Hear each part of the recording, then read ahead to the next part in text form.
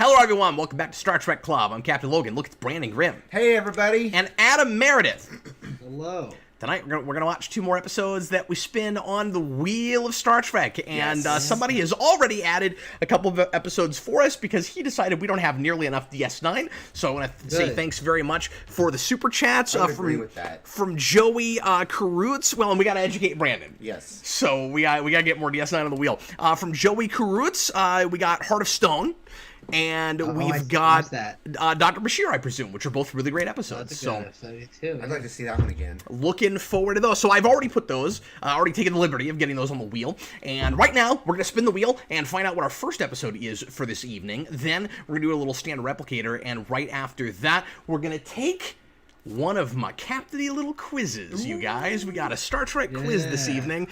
So look forward to that. It's going to be a lot of fun. Can I ask you a question real quick? Yeah, always. Do you have any, it just occurred to me, do you have any, like, favorite episodes that you just hate the title of? Because, like, Dr. Bashir, I presume, is a really good title for a really good episode. Yeah, it takes that's it really true. well from the episode. That's a great question.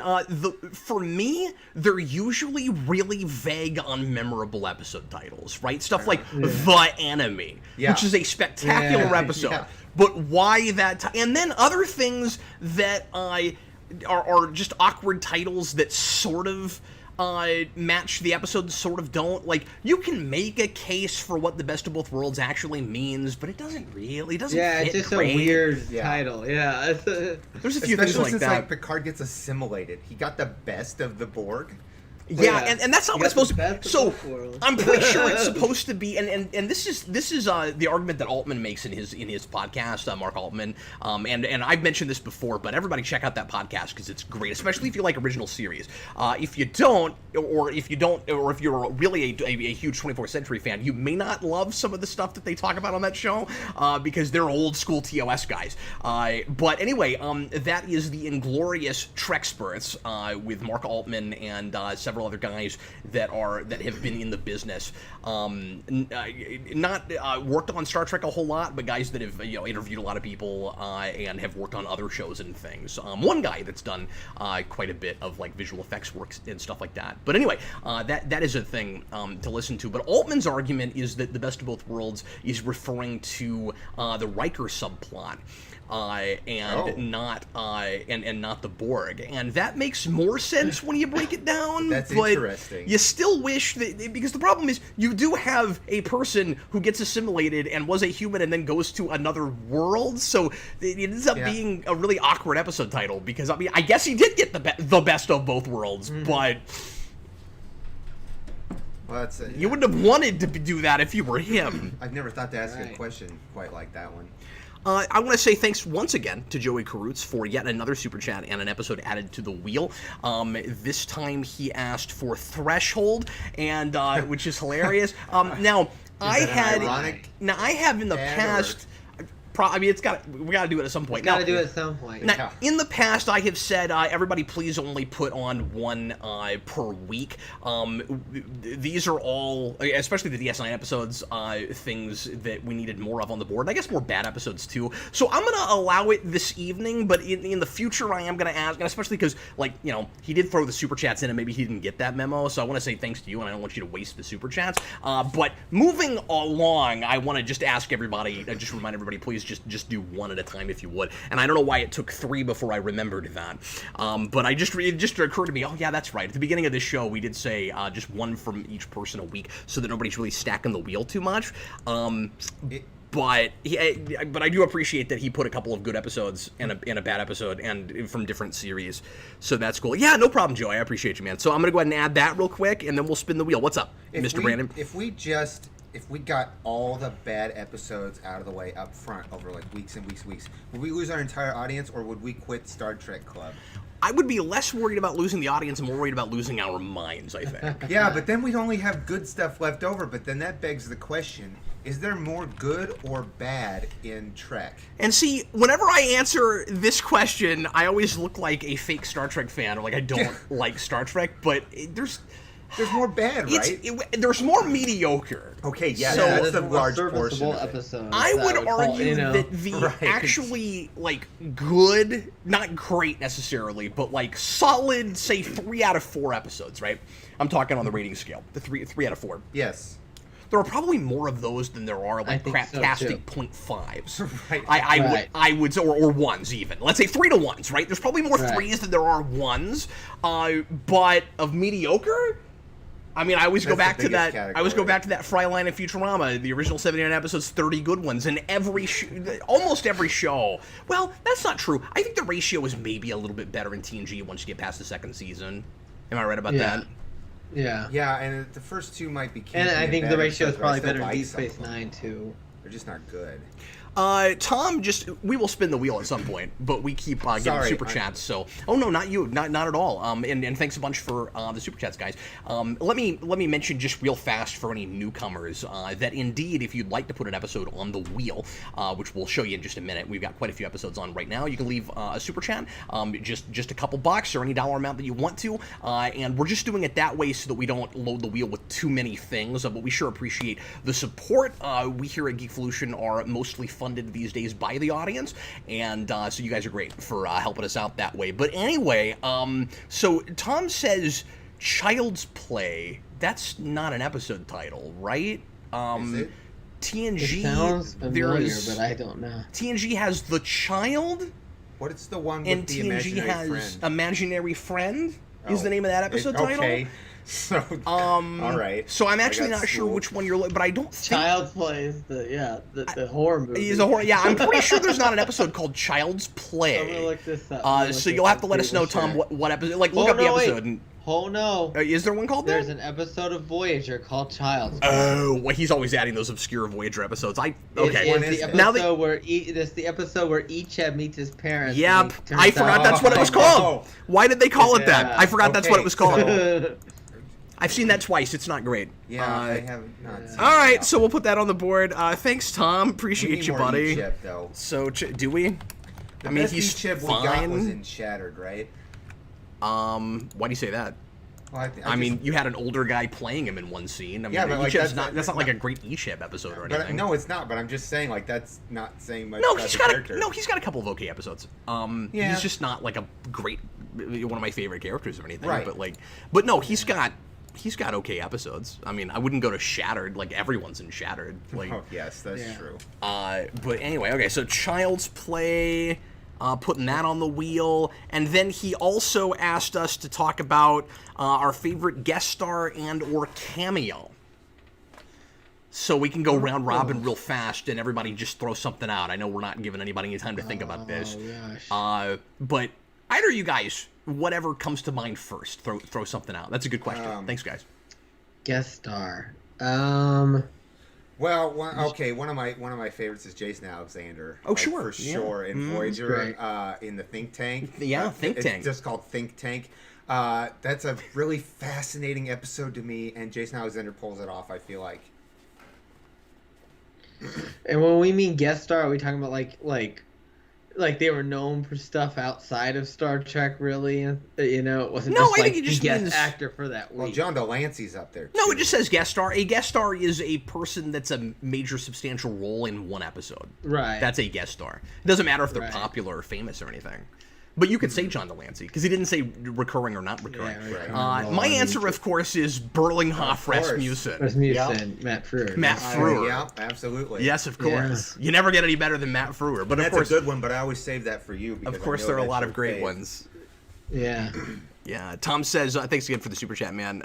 He says he picked it because of Mark Shepard. Who's Mark Shepard? Mark Shepard is the guy that played Morn, I think, isn't he? Oh. Yeah, that rings a bell. Yeah. Shepard is his last name, but I didn't remember. Is that so? Does he I show thought up in Mark Shepard Child's was- Play? Mark Allen Shepard. Who's the guy who played who played I don't Tom know. Paris's dad? Does he Well, show up in that's not him. Child's That's Play? not him? No, I don't think so. No. But maybe there's somebody They're else. saying called it's somebody Shepard. in Supernatural. I don't Oh. I don't right away know who that is. Anyway, okay, so let's go ahead and spin the wheel, shall we, guys? I believe I shall, Brandon. Engage it. So here we go.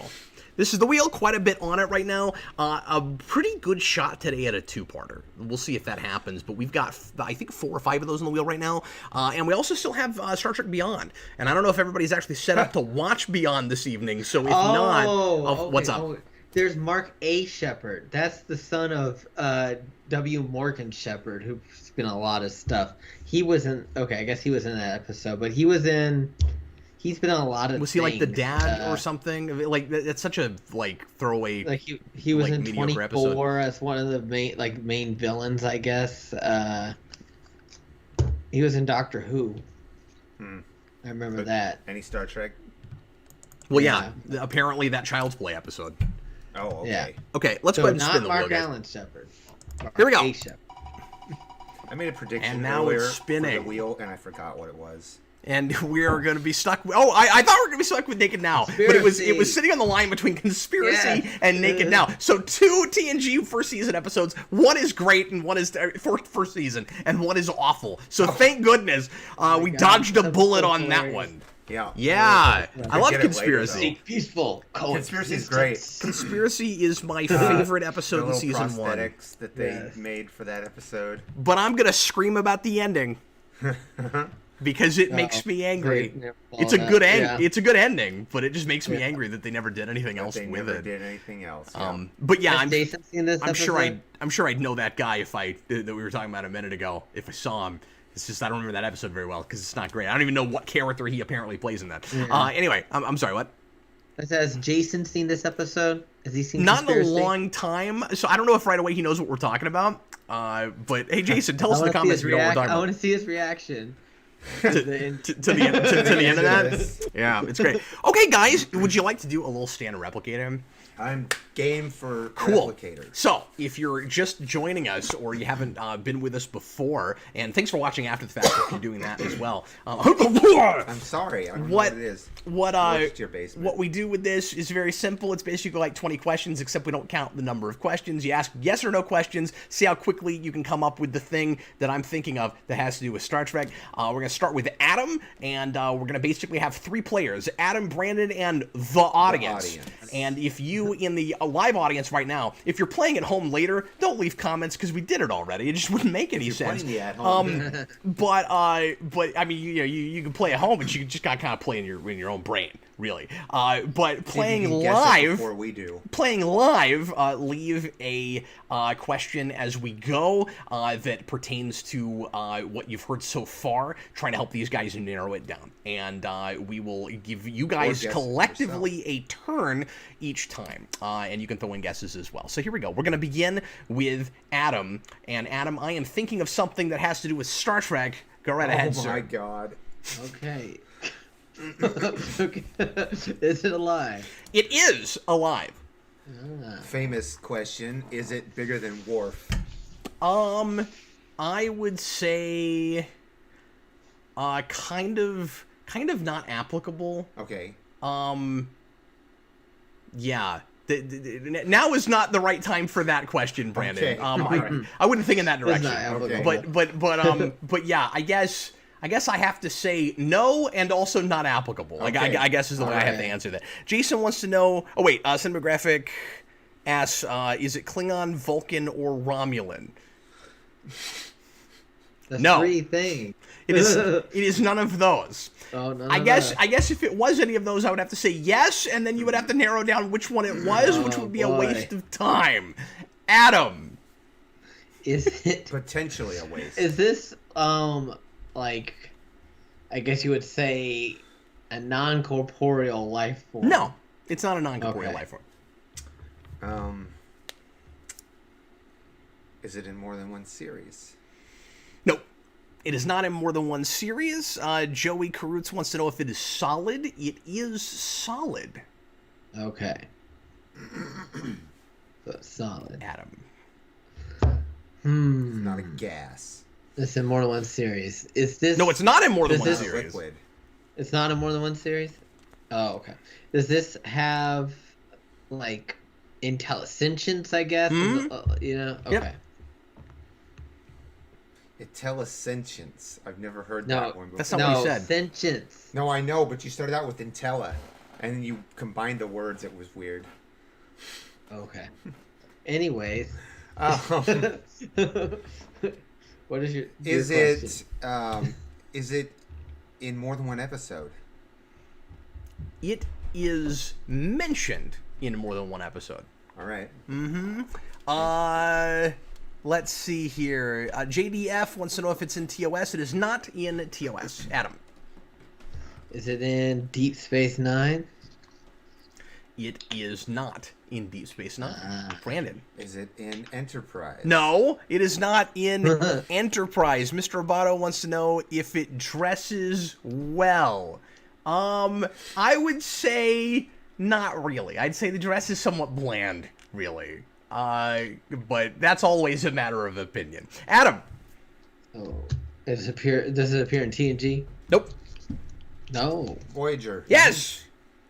Voyager. It does appear boy. in Voyager. I'm not seeing any more questions that apply at the moment, so we'll go back to Adam. Oh. Voyager.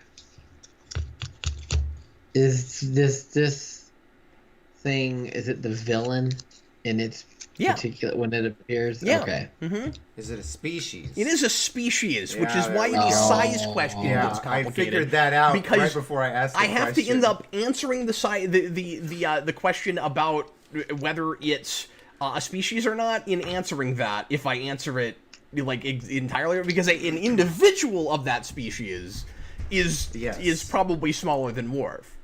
Probably. Although there may be some Worf-sized ones, I don't know. Okay, well that... You see what I'm saying? I do. I don't know if I've ever run into that before, actually, having to answer the size question with a species. Like, well, the species, collectively, is going to be much larger than Worf. Right. Okay. It's not your turn. I was going to make a guess, though.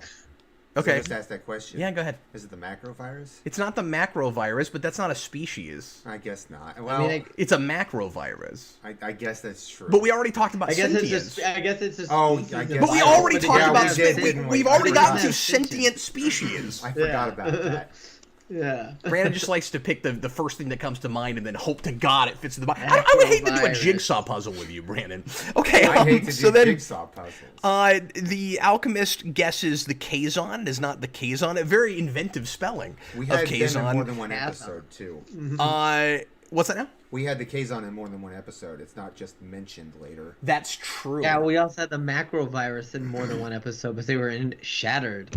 Oh, were they? That's actually a really good call. point. Yeah, that's a really good point. That's hilarious. Let's go. Thanks, Adam. Let's go back. No, I didn't say, Thanks for Joey, bringing it earlier that home. size was irrelevant. I just meant that it's sort of not applicable in the moment because I can't answer it until you know that we're talking about a species. Go ahead, Adam. Does this appear in the show? This is an interesting way of phrasing this. Is it a pre 7 of 9 episode or a post 7 of that's 9 one or the other. episode? Yeah, I mean, you have to ask a yes or no question. Oh, I guess that's true. Is it a pre 7 of 9 episode? Does it appear before she joins the show? Not the appearance, no. Oh, okay. Oh, So they're mentioned. are they mentioned before they're seen?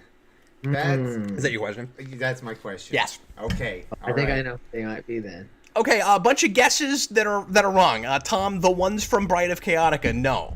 The pitcher plant thingy, no. Pitcher plant thingy. Species 678, no. What is that? I don't know. I have no idea. Adam, do you have a guess? Is it the Krenim? It is the Yeah, I Krenim! knew it. Yeah. If Yes, I'd been able to make a indeed. guess, I was gonna say Good it's the They Krenim. call. were mentioned Yeah. earlier. Exactly. They're mentioned in that Kess episode where she de-evolves. Yep, I knew it right after the audience got their chance. I figured it out. Well done. Okay, let's do one more real Okay. quick, if that's cool. Yeah, okay, I've got something.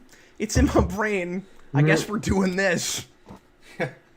Is this the first thing they can? You guys mind if we do this again? No, it's fine. All right, let's do this one more time. I'll let you guys pick something next time if one of you guys wants to pick something. Sure. All right, let's start with Brandon Okay. Is it in more than one series? because I think this will go fast. It is not in more than one series. We'll go ahead and go to Adam, and then you guys can throw in questions. All we Is know it right now alive? is that whatever it is, it's not in more than one series. Not in more than one series. Is it alive?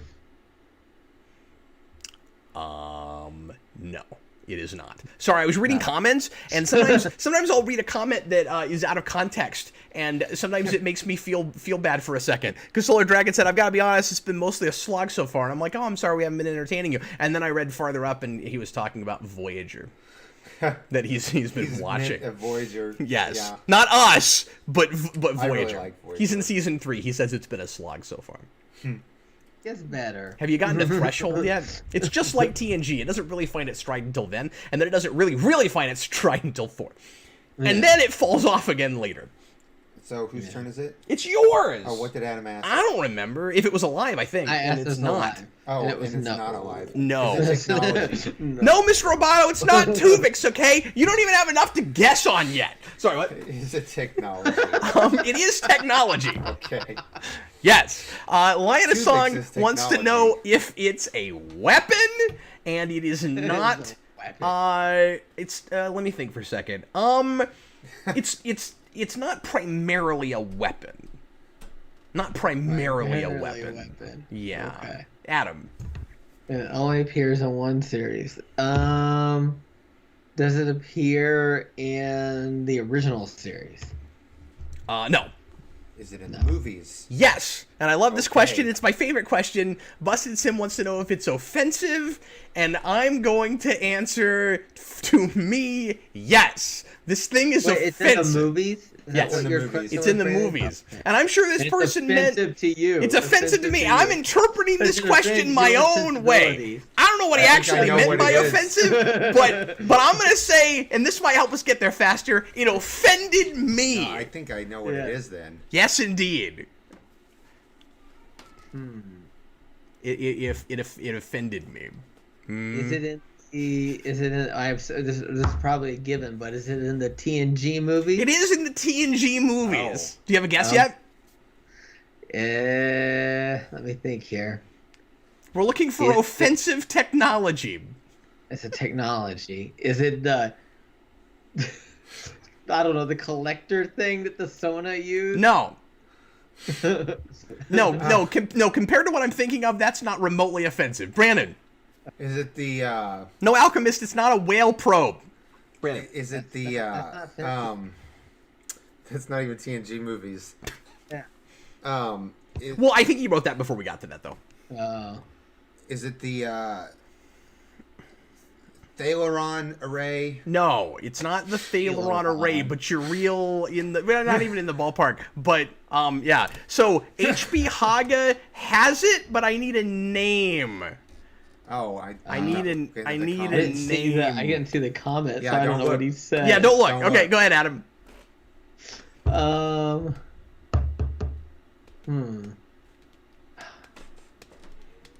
I'm not gonna let HB Haga have it until he actually has a guess. And I'll let these guys keep guessing at it. But Haga, if you actually say it, I will give you the win on this. Oh, Busted Sims got it, but we'll see if Adam Miranda comes up with it. This is fun.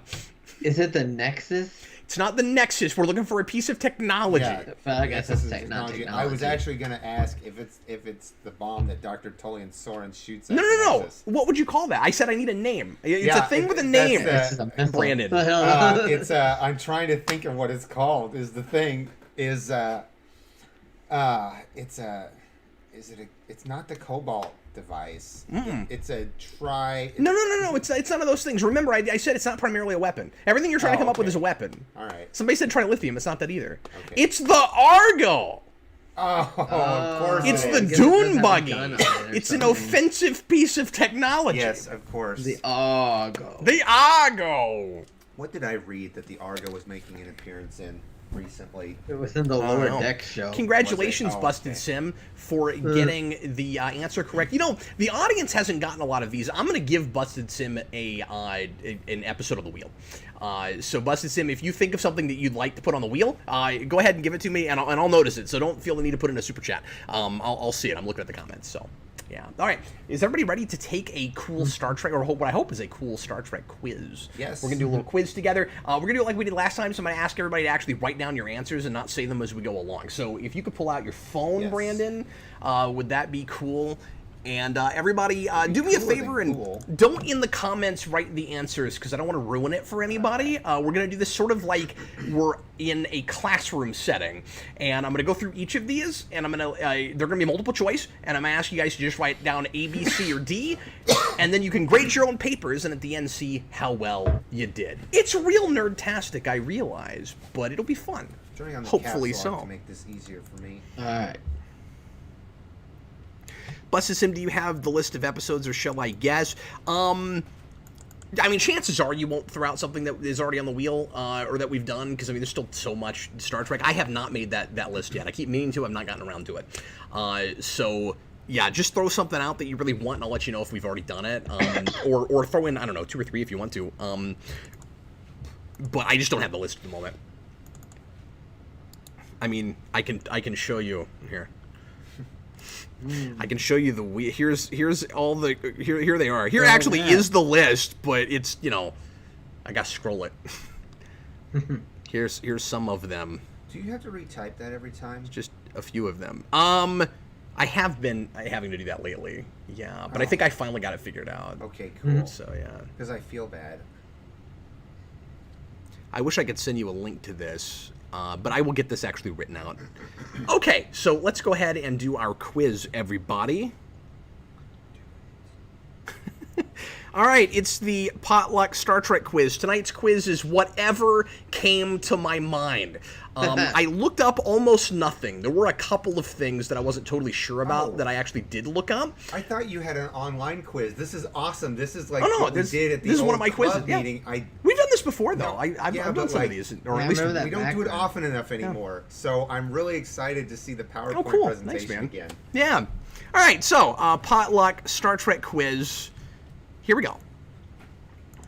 So we're going to have 20 questions. Like I said, you guys just write down your letters, and then we'll come back after this and look at the answers together, and you guys can grade your own papers. Once again, and I'm not going to be looking at comments right now, because regardless of how many monitors I have, because of the way I'm set up right now, I actually don't have enough screens to look at the comments while I'm doing this.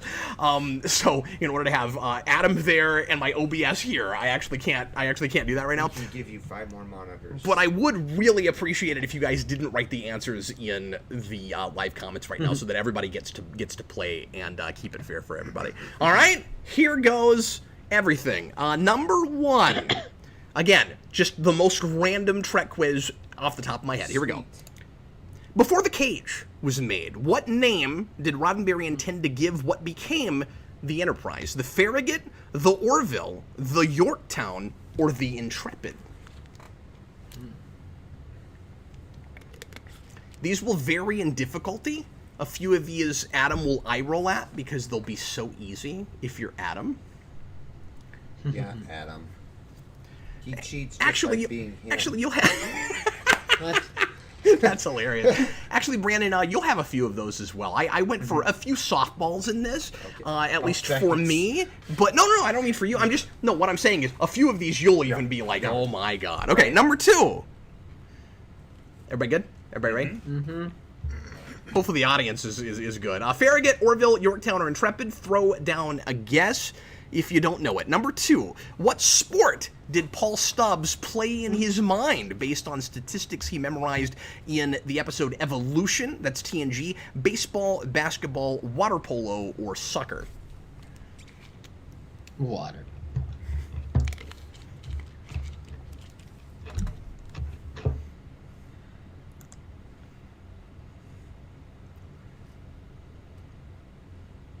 Give everybody a second. Number 3. Are you good? Are you good? Okay. Number 3. Which of these characters was not disguised as a Klingon in Apocalypse Rising? Sisko, Bashir, Odo, or O'Brien? One of these things is not like the others. Which of these characters was not disguised as a Klingon in the DS9 episode? I believe it was season 5, Apocalypse Rising. Yeah. It was season 5. Yeah. Right? I won't say why I know it's season 5. What? Yeah, I won't yeah, say it why must I have know been it's 5. season 5 because it will give away one of the choices. Yeah, don't do that. Oh, yeah, I know exactly what you're talking about. Yeah, don't do that. Yeah. All right. Everybody good? Number 4. What is the final episode of the 4th season of Voyager? Scorpion, Unimatrix Zero, Equinox, or Hope and Fear? Why did you say it like that? I don't know why I said- Equinox. Because I love hosting game shows. You ever seen game show hosts?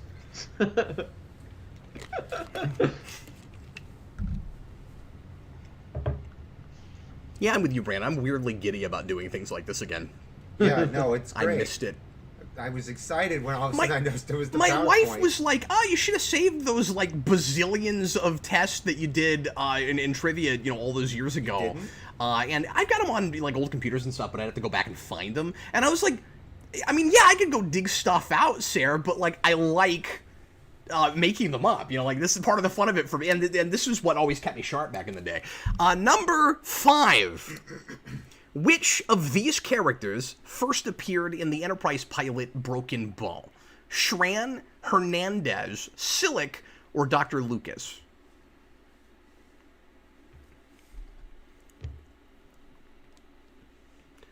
One of these, I want to say mostly recurring Enterprise episode or characters first appeared in the pilot.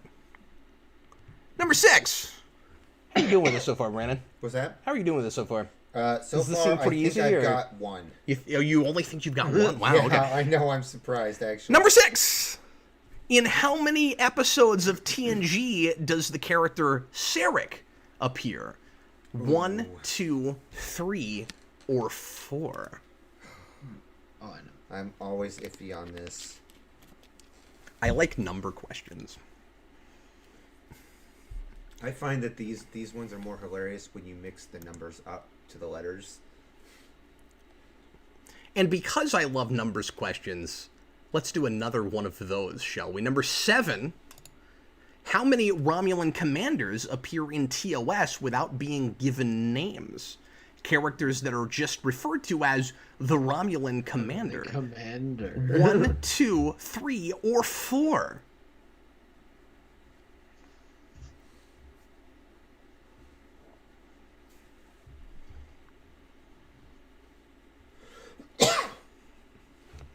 Number 8. Where was Sulu born? Nagasaki, San Francisco, New York, or Hiroshima?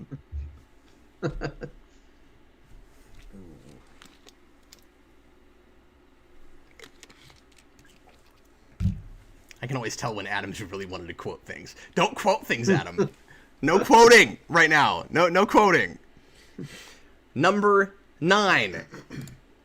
Which of these characters was not a Maquis? Once again, one of these things is not like the others. Chell, Seska, Lon Suter, or B'Elanna Torres.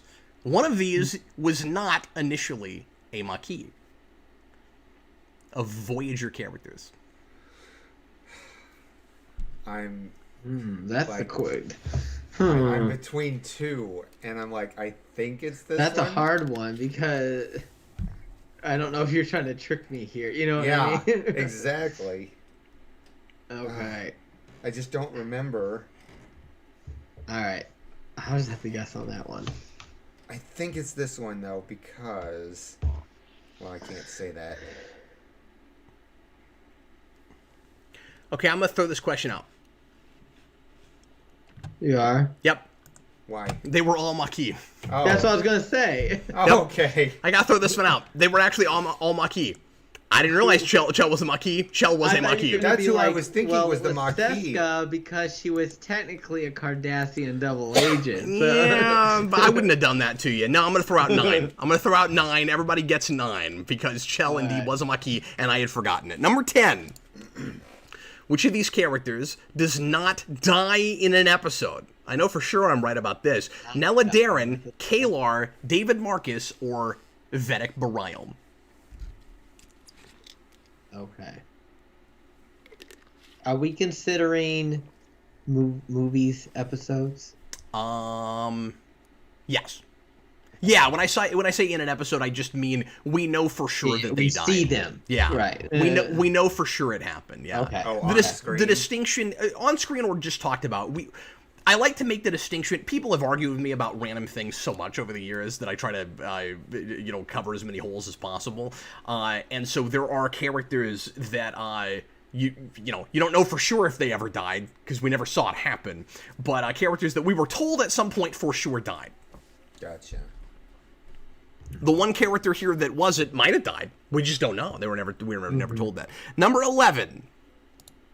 According to Requiem for Methuselah, the immortal Flint was both Da Vinci and what major classical composer? Vivaldi, Brahms, Bach, or Haydn? That one I might not know. Oh, I love it when I can actually stump Adam. It's the best. It's been a long time since I've seen that episode. Me too. It's a weird episode. This was one of the couple that I looked up. Because I wanted to ask a Flint question, but this one I was not 100% sure about. Number 12. This is probably the hardest thing I asked. Which of these species does not have at least two completely different physical appearances in Trek canon? So in their face, two totally different physical appearances. I can answer this Trills, one. Katarians, Bolians, or Klingons?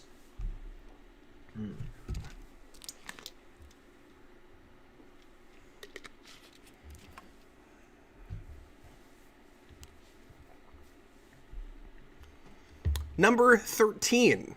I'm sure I got that right. Again, we're doing 20 questions today. What do Picard and Wesley Crusher eat together as they travel to a starbase in Samaritan Snare? Hasperat, sandwiches, hamburgers, or a salad? Oh my goodness. I think it's that one. Relevancy varies. All right. Number 14. That is the most trivial of the questions I will ask today. Which of these movies does not feature a main character singing? Generations, First Contact, Insurrection, or Nemesis? Oh God. Oh, I know that one.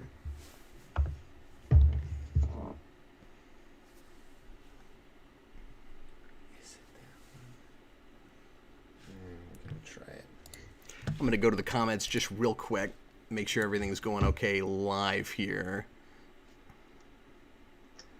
Oh my God, if I could spell. Like I said, guys, please don't throw out the answers right now. Everybody's doing that. Stop it. We can follow directions. We're gonna find out here in a minute. After we've asked all the questions, if you guys got the answers right, but don't ruin it for anybody. Okay. Or stop ruining it for everybody. Everybody keep that question in mind, okay? Because number 15 is, regarding the previous question, which of these characters does it in every example? Yes. Picard, Worf, Troy, or Data? That's exactly right.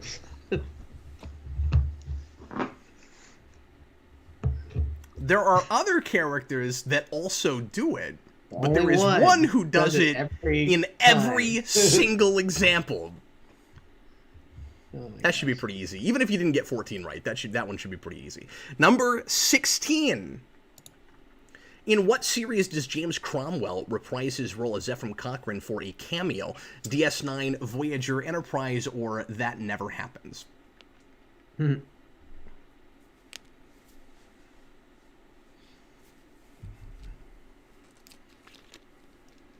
Getting sneaky there, Cap. Am I? Number 17. What episode marks Guinan's final appearance in TNG? It should have been All Good Things, but it wasn't. Suspicions, I think she got Times Yeah, that's right. Arrow, Rascals, or Iborg? Yeah, how is she not in the last episode? She's not. I don't know, but then she goes and is in a movie that they started shooting a week later. So I don't Yeah, know. Yeah, I so don't she know. easily could have been written into that script. Yeah, absolutely. But it's not that. It's one of these four. And these are all late Guinan appearances. Mm-hmm.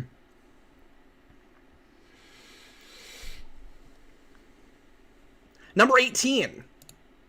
What earth drink do Jake and Nog often have together? Sweet tea, prune juice, cola, or root beer?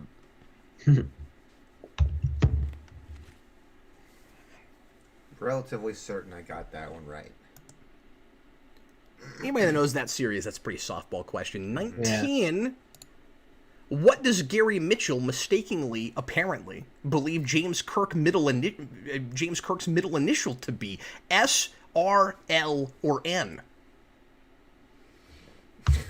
I just feel like I'm in an episode of Wheel of Fortune.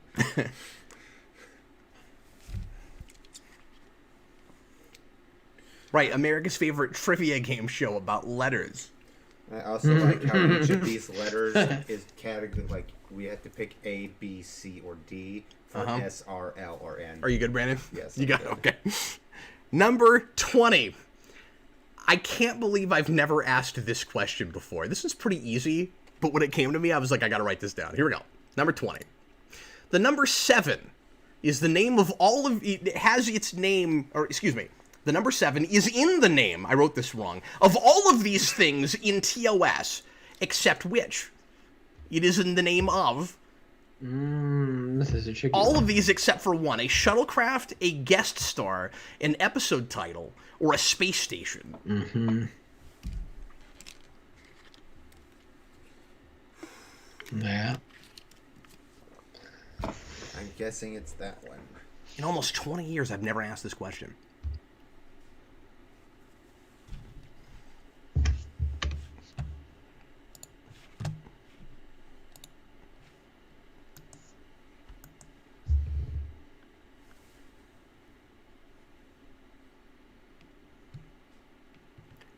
Okay. Well, guys, we're going to go ahead and go through the answers now and see how everybody did. Everybody mark your own papers, and then after these guys have told us how well they did, feel free in the comments to tell us how well you did as well. Nobody cheat, because cheating in Star Trek Club is stupid. Exactly. All right, so let me bring up the answer key, and we're going to see how everybody did. Okay, Adam, how easy was this? Do you think you got all of them? If I didn't get all of them, I got a majority of them. I'll just say You got that. really, really close. Did you think most of them were really easy? There was a couple that's like, I was like, it's either that or that, but I couldn't remember specifically. Yeah, it was like probably 2 that were definitely like that. So number 1, before the cage was made, the title of the name of the ship that Roddenberry was going to give it was the Yorktown, and then that changes to Enterprise. The second question, the sport that Paul Stubbs played was baseball. The character that was not disguised, I wrote this wrong, was not disguised as a Klingon, was Bashir. Number 4, the final episode of Season 4 of Voyager is Hope and Fear. One of the only non-cliffhanger episodes. The character of this list that first appeared in Broken Bow was Silic. Dr. Lucas is mentioned in the first season, but not seen until Season 3. Hernandez doesn't appear until 4, and Shran is, of course, again later in the season, but not in the pilot. In Andorian Incident. Number 6, Sarek appears in 2 episodes. In the titular episode Sarek, and also in the first part of Unification, which is sad because he doesn't appear with Spock. He dies before we get to Spock. Number 7 is also 2. We had 2 Romulan commanders in TOS. And then number 8, Sulu was born in San Francisco. In Star Trek 4, they're heading towards San Francisco, and he goes, "I was born there." It was San Francisco. Or they see that that's where they've gone when they went back in time. Number 9, it was a freebie. I thought Shell was not a Maquis, but just discovered that he was, so that was on me. Number 10, Nella Darren is the character who does not die of those 4. and we think that she's died, and then it turns out that she survives, but she can't stay with Picard anymore after that. A lot of people remember that episode wrong, which is the reason that I put that in there. I hear people all the time talking about that episode, like, oh yeah, it's that episode where Picard's girlfriend dies. Yeah, no, she doesn't, though. She actually doesn't die. They were afraid she was going to. Exactly. Picard Everybody remembers that wrong, which makes me wonder if apprehensive. maybe that's the way they should have done it, but I think it works really well the way it is. Number 11. You would have had a different Picard after that if you. I agree. Somebody like Absolutely, that. yeah. Requiem from, that's a great point. Methuselah, Flint was Brahms. I got that one wrong. Oh, no, who'd you think it I knew it was? was either Brock or Brahms. I couldn't remember. Oh, man. I got Did you him. say Brock. Brock. Yeah. Mm-hmm. Brock. Yes. Adam's favorite composer and Pokemon Brock. character. Number Brock. 12. I also got that wrong. As a classical violinist, I feel So ashamed. Booleans have always looked the same. Yeah. Okay, I want to. Thereabouts. That's not, I gotta take issue with this. Okay, all right. Because they do look different. If you're talking about the first time we see a Boolean was that fake Boolean girl in the episode where they're all in the where the Picard gets replaced and Yeah, he's but she's still got a blue face, man. Like, but it's a she's little got different. hair. Yeah, she's got hair, but it's not Okay. completely different. The Trills, completely different thing. The Kantarians, totally different thing. You did have I that don't even know caveat what in the Victorians question. look like. Nobody does, but in the game, they don't have they don't have the pointed ridges that they do in Voyager. It's a totally different look. Yeah. So you're right. Booleans are a little different, but that's why I said totally. Because there's a lot of characters. There's a lot of species that get tweaked over time. Sweet. Okay, I guess I see what you're saying there. Yeah. All right. Compared to that list, it had. I was going gonna say, I guess I could have said which of these is most correct. You know, do that whole thing. Number 13, Picard Wesley Crusher had sandwiches. Yep. Do you care for another sandwich? 14, the only movie in which we don't have characters singing in the TNG movies is First Contact, and in every single example, Data is one of the people doing the singing. In Generations, he's the only one, and I think the same is true in Nemesis when he does Blue Sky. So we bookend the TNG movies with Data singing. Great. 16. James Cromwell comes back in a cameo in Enterprise where he gives the opening Trek speech, which is pretty cool. 17. The answer is Suspicions. That is the last episode Guinan is in. 18 is Root Beer. I'm doing way better than I thought. 19. James R. Kirk, famously, is the tombstone that Gary Mitchell puts up, and we didn't have Tiberius yet, so they put an R, and there was talk in the remasters of fixing it, and they went ahead and left it, which I think is good.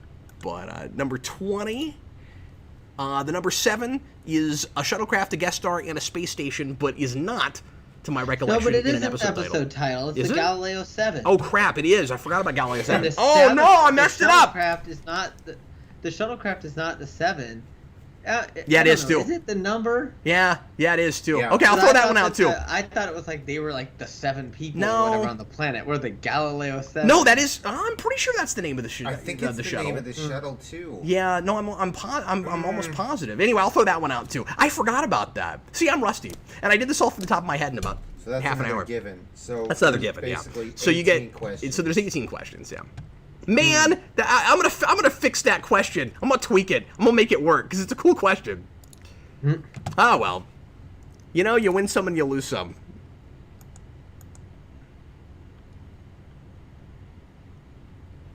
All right. Yeah, I should have made that an all of the above question, I guess.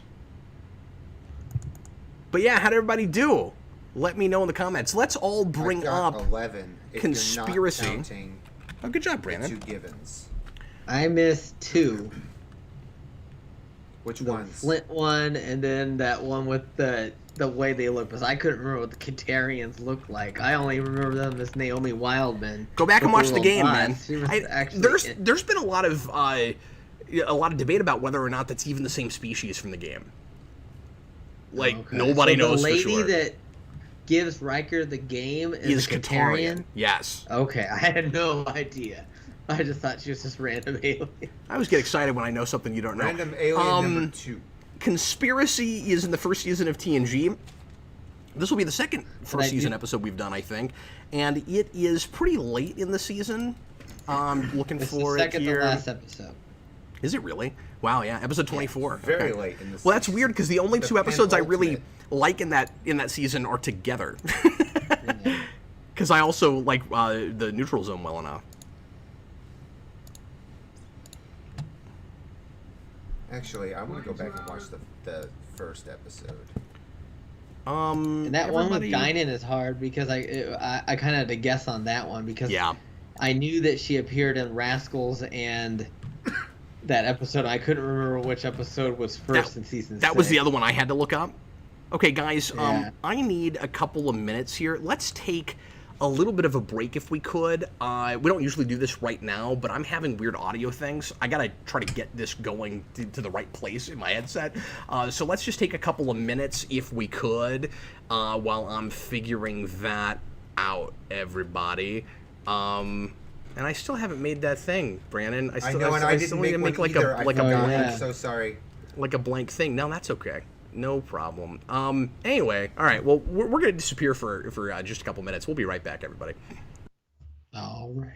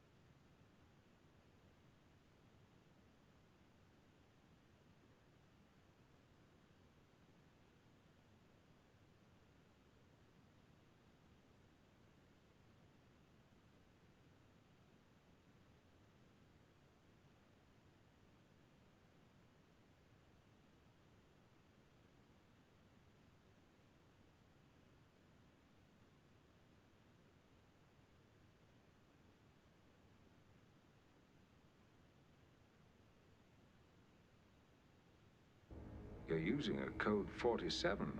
I have to know what all this is about. Not over subspace.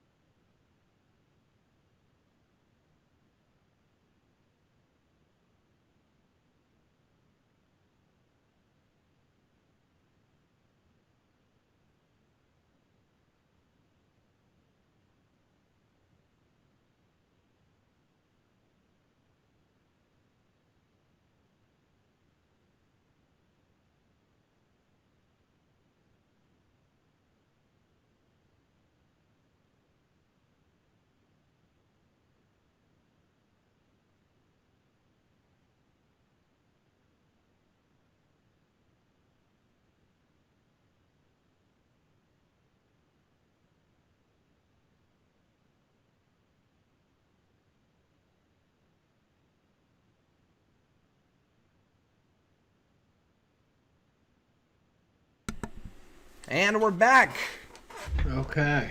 It's time for conspiracy. Ooh, we get to see a conspiracy in Star Trek where a bunch of people get their heads all taken over. It's exciting. Is everybody ready? I'm ready. Everybody ready to watch this one? I love this episode. It's great. Yes. All right, here we go. Get it to timestamp 0. Make sure you're watching episode 24, the penultimate episode of season 1, and get ready to press play when I say now. Here we go. Everybody, please press play. Well, I'm going to give everybody just a second since we took a break. It'd be bad if people were like, no, I was also getting a snack. I got to pop my popcorn before we watch Star I was about Trek. to say popcorn. I should You don't have get time now, okay? We're already back.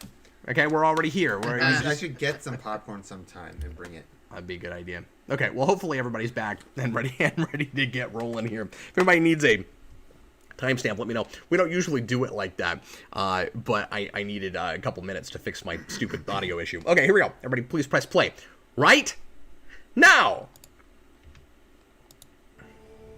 First officer's log. Stardate Time for busier music, and you get to the rest of the series. We are moving to the world of Pacifica. While our mission is Pacifica. scientific in Pacifica. nature, we look They bring forward that to up more than warm once. waters and Yeah, fine and beaches that it make doesn't sound at all like a jewel of the planet. galaxy. I think Pacifica. Pacifica was maybe supposed to be their Risa in the first place. Well, she Ah. smiles, looks him straight in the eye and says, Kind of sounds like that. try that in hyperspace. In So hyperspace. this accentuates the fact that Data doesn't get jokes. Thanks, Brandon. Thanks for explaining the point of the scene, buddy. Complex Yep, position yep. in zero gravity environment. Coupled with the Sometimes adverse effect it would have on the it doesn't psychological work, but well-being most of the the average times human walking male in on a versus punchline of a joke is soldier. really funny. Yes. Like, I usually really enjoy that. Humorous indeed. That fact. And then he ate 19 pieces of bacon, and everybody laughs, and you're like, I don't even know what the setup was. It's always fun. Okay, how good is Brent Spiner at playing an android? What is Like, our ETA at Pacifica, Mr. Laporte? Well, he great later. 14 minutes, sir. well, but I mean, like, Aye, sir, full he's info. believable for me even Anyone here. object to our Just arriving ahead of schedule? I think Data early on is kind of irritating. Like there's some fun ideas, and Brent Spiner is a good Right. actor, and he's figuring himself, you know, that character out. But the smartest thing he does later is he only goes into like high-pitched, wild, crazy Spiner when he's playing some other character or when Lore or Data is something, yeah. insane. It was a mistake to have him do stuff like that early on, I think. 'Cause it's just retroactively, it feels too far out of character, and if he'd done that all the way through, I guess it wouldn't have so much. But one of the things I love about Spiner's Data later is that juxtaposition where he's using a completely different voice than his normal voice. And so whenever we get like a sung or a lore, and he you know goes into that other register, it's a completely different thing. Code 47. true. This is a thing we did a lot early on, where you'd see characters on view screens all over the ship, and we stopped doing that later. We stopped doing that, and we stopped doing holograms. We used to do a lot of holograms. There will be no computer record of said transmission. Understood. That feels like really heavy stuff right there. People are saying they can hear the episode audio. That should not be possible right now. Voice print verified. Brandon, whatever I did made it go through the aux thing. That's so weird. Oh, that's really strange. All right, I'm going to turn it down a little bit, but there's nothing I can do about it right now without just messing up everything. So we'll take another quick break after this, and I'll try to fix it. That should not be happening. Felt it was worth the risk. This whole thing has been driving me crazy lately, you guys. It's about Starfleet. About something we've always considered to be impossible. Impossible. Mutiny. Like mutinies? Yeah. We need to talk. Face to face. You're using a code. Well, I don't know if actually if bacon, like regular bacon exists, but I'm sure you can. I'm sure you can get bacon out of the synthesizer.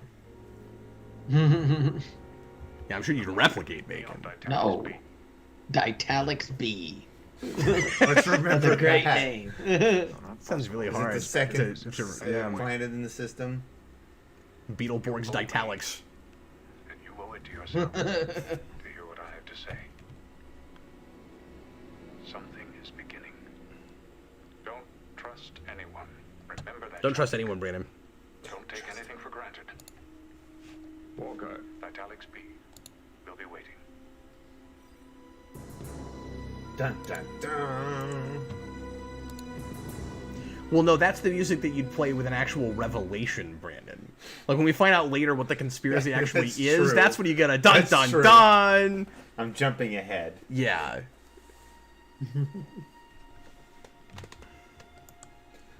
I lost my video on our Skype thing here. I don't know what happened too. Like I've done something on my end. Oh, you have? Okay, well, I'll just stop sharing and reshare. Hold on. It just says "Welcome Adam" on the front of it. Welcome, Adam. So I'll have to switch that. Can you see it now? Too. Did that fix it? No, or it's, you just it's screwed? me. Why don't you I come did out and come something back in? here. Just come out real quick and come back in. So we'll get off the call. Yeah, Okay. just come out and then come back in. Hey, Brandon, why don't you talk about Star Trek?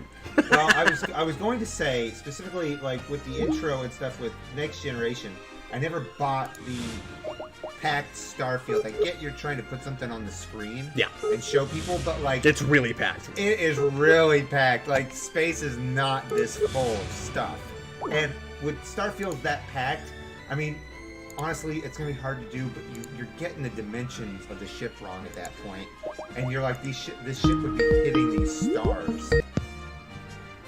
But it's still cool as hell. Okay, I think we're back here. Yeah, I mean, it's more about creating, atmosphere and stuff than anything. True. I talked about the Starfield. And also just trying to separate yourself out from TOS, where you're like, look, here's a thing we can do we couldn't do back then. Right. And also the Well, now movies I had see- that too. I What's up, see Adam? my face. I just shared the screen, so you should be seeing what I'm sharing. I don't know. Weird. Well, hopefully it starts working a little bit. We're just having all kinds of problems There it tonight. is. There, I did it for a second. It's because I dropped it out trying to fix it. The Ditalics Mining Company, there it is. guys. There we go. All right, well, at least we're 1 for 2 right now. They've said That's Ditalics B like 5 times in this episode already. We should remember. We should remember that, yeah. Oh, I remembered Italics B, man. Do you really? Oh, you did? Yeah. No, it's you a great didn't. name. I don't believe Italics you. B. Yes, it did. Don't. I think the reason I don't remember it is, did Picard actually say it in his captain's log? Did we open with, we're on our way to Ditalics B? No, he See, says those are the run ones I away- remember. it was Riker, When he's he like, says run we're away to Pacific. the London Dead. Core, like London Core. whenever he says a thing that's actually in, that opens the episode in voiceover. Oh, this is interesting. I know. They're still doing. Yeah, it's kind of it's weird to have like an exciting space shot and you're still getting the names of the The people. credits, yeah. The credits. Yeah. Still doing that, yeah. See, there's a 6th time, Ditalics B. And apparently, so this Akudagram, I read somewhere when they show like a map of the planet is like 2 anime characters. See, Oh, really? anime? Yeah, I That's don't not know. a thing. Oh, interesting. Okay. There, it's like supposedly they're like reversed or something. I don't know. Weird. any miners or indigenous life forms? Busted Sim picked Explorers from DS9. He picked Hammock Time. Hammock time. Hammock time. Awesome. All Yo. mud. Yo. You said the Ditalic Mining Company, whatever that means. Yeah, we were already Yeah. talking about that. You missed it. Oh, that's a cool coming out of warp shot with the rainbow effect coming back to the Yeah. stars. It's more noticeable in the remaster too, like the rainbow. So these chairs, they don't stay the same to the whole series, do they? I can't remember. They're more like they changed the upholstery, like on the backing. I It doesn't think. have that slot in the center anymore, does it? Are you talking about the main captain's The main chair? captain's chair. Yeah, it always has that slot Did down it? it. Yeah. But they get less like burnished leather, don't they? Isn't that Walker Keel's The leather doesn't look. Yeah, it doesn't look like Ricardo Montalban. Fine. Like it looks like right now. That's a weird analogy, but I get it. Yeah, some stuff is totally traded out later, and some stuff just looks a little different because we stopped lighting it like this. Differently, yes. And the seats aren't slanted as much too. Hello, number one. Oh no. Worf doesn't like that. I'm so excited about getting copyright flagged again. Uh-oh. I had this all figured out, and for some reason, it's irritating me. Hopefully we'll figure it out for the next episode. I haven't seen this in a long time, you guys. Same. Probably not since I watched through TNG, which has been several years. I also never remember what happens, yet another Cliff Bowl episode. I never remember what happens before we get to Earth. In my mind, this episode always starts as, and then we go to Earth. So they make mention of the fact that there are no indigenous life forms on this planet, which is probably one of the reasons the Ditaux Mining Company was even given a contract to mine here, but also that there are no miners left. But that means that they left all this stuff behind, and I just don't Well, believe it looks that the like worthless Federation is... junk to me, Brandon. Yeah, but there's the Federation a bullion. doesn't there's All right, bullion, so I guess right? I'm wrong, but they do show a bullion without hair in this episode. Yeah. See, look, that's Okay. Bullion. He looks like Bullions look later, Looks more like or a less. bullion. I forgot that they were in this episode. Yeah, I stand by that question, but not the two I threw out. Brandon, I'm gonna say this planet looks really that cool. there is an indigenous life form here, but nobody's been able to scan for it, and that's because Right. this is the second Horda homeworld. That's what I've decided. The It Horda looks like are a cool- also this here. planet looks. I really like how it's lit. This scene. Oh, I do too. It's great. Tau Ceti 3. That's not Tau Alpha. Remember, what do I win? Do you Yeah, Tau Ceti comes up a few recall the times. night you introduced Jack Crusher to Beverly? So Tau Alpha is where Data's from, right? No, full I Or is it think. Tau Ceti? Or the Traveler. Where's he from? I thought the Traveler's from Tau Alpha C. Yeah, no, isn't that right? And then, so is Tau Ceti where Data's from? I used to know all this. It's been too long. I can't remember. I'm forgetting now. Apologies, Captain. That's a Had to be tense sure you- moment. Brandon, do you like the Dustbuster phasers they used in the first season? They are a little weird, aren't they? Beverly, we met. I like that little hand phaser. I wish they could have kept that, you know? Mm-hmm. And Captain I like Scott. that, there's Captain Scott, no relation. I like that this Bolian guy is doing everything he can do to try to add, like, a little bit of lore to Bolians. We never do anything with it, but he's like, his greeting is like this, and it's almost like he holds his hand up long enough. It's almost like he's waiting for Picard to give him some kind of alien handshake or something. Yeah. And I always wish we'd done more with the Bolians, because we know like next to nothing about them as a culture. Right. Sometimes the Denobulans felt like an overcompensation for all those species that we saw a bunch of times but never did anything with. So as soon as we introduced Denobulans, it's like, here's 6,000 weird, strange alien things about this culture. Space floor was completely evacuated for 2 full days. No explanation given. That And what sounds... about the deaths? This I think Captain Starbase Scott, 12 appears in the original series, doesn't it? Una cura pleiades. I always thought she was. Pleiades. Yeah, that line reading is weird, but I always thought she was like pretty good and should have I had more to thought she do. was kind of neat, yeah. Yeah, she's just got a lot of. She's got kind of a commanding presence. Like she feels like she's captain of starship. Like, Right. Targeted for what? By whom? We're not sure. because usually a one-off character like this that doesn't get much screen time, like she's not the guest star. Usually those are kind of throwaway and the acting's not great. And she's got so much confidence. Like it's almost like she came in and thought she was a guest star. Right. So, So She's really there- good. The this episode, for people who don't know, is a sequel to, what is the name of the episode? I'm drawing a blank now. Where Wesley does the Starfleet Academy exam. It's where no one has gone before. No, it's No? later than that. Okay, I don't remember. The season. I don't remember, but Rimmick appears in that episode along with that Oh. admiral, Yes, yeah. warning him about this. But I think it's spread so to this... I never knew there was like water. I thought you were on talking about that something else. ship. Yeah, I never remember the name of that episode either, because I don't go back to first season enough. Says he's perfectly normal, but I don't think I trust This him makes... either. Hawkeye. This is a first indication that I have in Texas Ranger. in Star Trek that Starfleet is like this huge organization. Like it encompasses, like Earth is like basically Starfleet is on Earth, right? Just this huge thing. Yeah.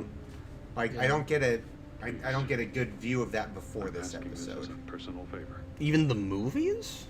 I Maybe mean, they should. I You feel needed like conspiracy before you had a sense of the size of Starfleet? I mean, I it's mean, just and all the and How the worldly ultimate it is. computer. What do you Where mean they by have all this worldly? I don't starship. really get what point you're making right now. I Like, yes, we hadn't been to Earth in this show yet, but we had been in the movies, in the TOS movies, Yes, and but everything it's so this is much more doing of is a- based more of on a that. Force. It's like the government, basically. It's the government in the TOS movies too. Like, I don't they have know. the president of the Federation. Yeah, I feel like they're just building on what they had already. They're not really adding anything to it. Like, They even show the shot. I'm pretty sure they just reused the shot from Star Trek 4. did they really? Yeah, I'm pretty sure it's just a stock photo. Friends, close friends, few and far between. Two of the oldest. Picard's into geodes. Jack Crusher. They've all various Like Hank from Breaking Bad. When he gets his legs broken, he has nothing better to do but to collect rocks. Stephen Murphy, this guy playing the alien, was in the X-Files episode Revelations and The Hills Have Eyes, the original. He also had small roles in Voyage Home and Final Frontier. So what guy was this? I'm not, he just said the alien. Maybe he's talking about Rix? Rix. So he just said What that is it with Rix? this guy Keel is one of his oldest friends, along with Jack Crusher, the two of And his we'll oldest never talk about that friends. guy He again. should be that guy in Tapestry, shouldn't he? Well, he dies, Brandon. No. Oh, you mean like the But flashback? not the past, Yeah, though. he should be Yeah. his friend in Tapestry back in the Academy. That's not a bad idea. Yeah, he could have been that. Yeah, and that guy's name is Colton Sweller. Oh, yeah, that's right. It just rolls off the tongue. Colton Sweller. If I had that name, I would change its stat, man. It just doesn't even feel good in my mouth trying to say it. Even when Patrick Stewart says it, it sounds weird. Colton Sweater. I have an assignment for you, one specifically suited to your talents. Okay, so Patrick Stewart seems to be trying really hard to get us to the commercial break as fast as possible because he's not even breaking in between lines. He's like, he sounds like he's dubbing over an anime. I have something for you to do, a thing suited for your talents, Data. Like, there's just no break. So this is like during the weird first season of Coup de Grams that were sometimes green for some reason. I don't know why, like that. Maybe Data just I likes think they looking were at green actually things better. reprojecting some of that stuff. Maybe I think that might have been That might have why been they had to do it like that. Ratio was seen in orbit around Italics. Did you see The italics B. No. That's how Crusher. Yeah, come on, get it right. So I forgot that we don't put Worf in yellow right away after Yar dies because he's in her he's position still right wearing now, red. and she's Yeah. been dead a while, and he's still wearing red. So do we just switch for 2, or do we not switch till? We switch before 3, right? He switches in 2. I guess the trip to Okay. Pacifica will have to wait. She died just a couple episodes before this. Picard had some just really goofy line readings early on, while they were all still trying to figure out their characters. So I guess when I go into Pacifica, right, Picard? The italics B. Okay. Yes, Brandon, we know the name of the planet now. Nobody- Why are you still There's saying nobody- it? Look, they just Nobody in filled in ops. for Data. Nobody came in for Data when he left. They're just driving. It's fine. That's a really weird That's thing. bizarre. Yeah. And then Yeah. what is Crusher doing on the bridge right now? She came up and said something about italics and forgot it. That's what's left of Oh, the I ship. missed that part. I mean, I heard her say that, but I'm not sure why she has to be on the bridge right now. So that They must have look great. remastered that, I think. No, That I think it looks good. really good, actually. You do? Yeah. Yeah. of some kind. Looks better than it used to. Yeah, it does. Okay, true. We are in close proximity to that planet. The Italics B. I just want that to be how Picard responds to everything. Uh-huh. And whenever it's in the affirmative, I just want, So they changed the panels on the bridge after season 1 too, don't they? Yeah, They're not side brown. panels. Not only are they become not more- brown, but they come Yeah. out. Like Yeah. there's compartments Yeah, in them. they're like Uh-huh. lockers or whatever. Yeah. Yeah. No, the bridge looks kind of drab when you go does. back to like everybody loved this bridge early on. It looks fantastic, and then They they improved even it. improved on it. And then when you go Yeah. back now, it looks kind of drab. This Yeah. looks like what I expect the 80s Star Trek to look like more, you know, but like... Yeah, that's really weird. The wood's not even as bright. Oh, cinematographic. We're watching That's Conspiracy just the from weird lighting. season 1. It's episode 24 of season 1. Right now, we're sitting around 1825. I can give you another timestamp if you need one later when you get there. I believe there may be We're starting to get a little bit closer to what the lighting is going to look like later, Adam. I think partly because this is supposed to be a mystery subterfuge episode, so we're lighting everything a little darker, kind of like what we do in some of the like weirder Mind Freak episodes later on, like the Weird Nightmare episode, Night Terrors. We're lighting this kind of like Night Terrors right now. Direction unclear. Please repeat request. So Data, I like how he's taking all these files that are readily available and making connections. I just think that's a really cool. See, now Data's all excited because he's doing a thing that humans usually do that he's not done before. He's talking to himself. I don't know how. I mean, he's been with humans for a lot of years, so I don't know what about just being on this ship for a season of TV is getting him that much closer to like human habits. I never got the impression that he had spent much time. He went to the academy. Of Starfleet. But he went to the academy. No, I understand that. So he's hung out with humans. Like, if he was at the academy for the amount of time that everybody else is, and they didn't, like, let him... Because we don't know this. We don't know that he was in social situations.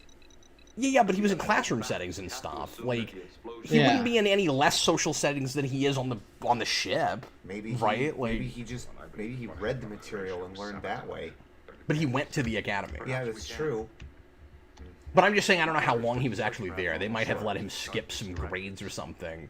I believe I found just that. But they never talk about it like he did that. So I'm just saying, there's not anything especially concrete in the... And I get it's difficult to do because, because the idea is that he's supposed to be getting, more human as the series goes along, and there's that question of, how much has he actually already gained what he was looking for? But you'd maybe buy it more if he didn't spend hardly any time with humans before the show. Yeah. That's kind of the point I'm making. In the white shot, phone is ringing. In the white shot, Data was mic'd improperly. I'm not going to answer this. It's a spam risk. I believe it is a clandestine. Jason, we are currently sitting around 21 minutes. A clandestine attempt. I forgot we got halfway through the episode before we even get to Earth, but I like all the suspense. Like, it's not boring.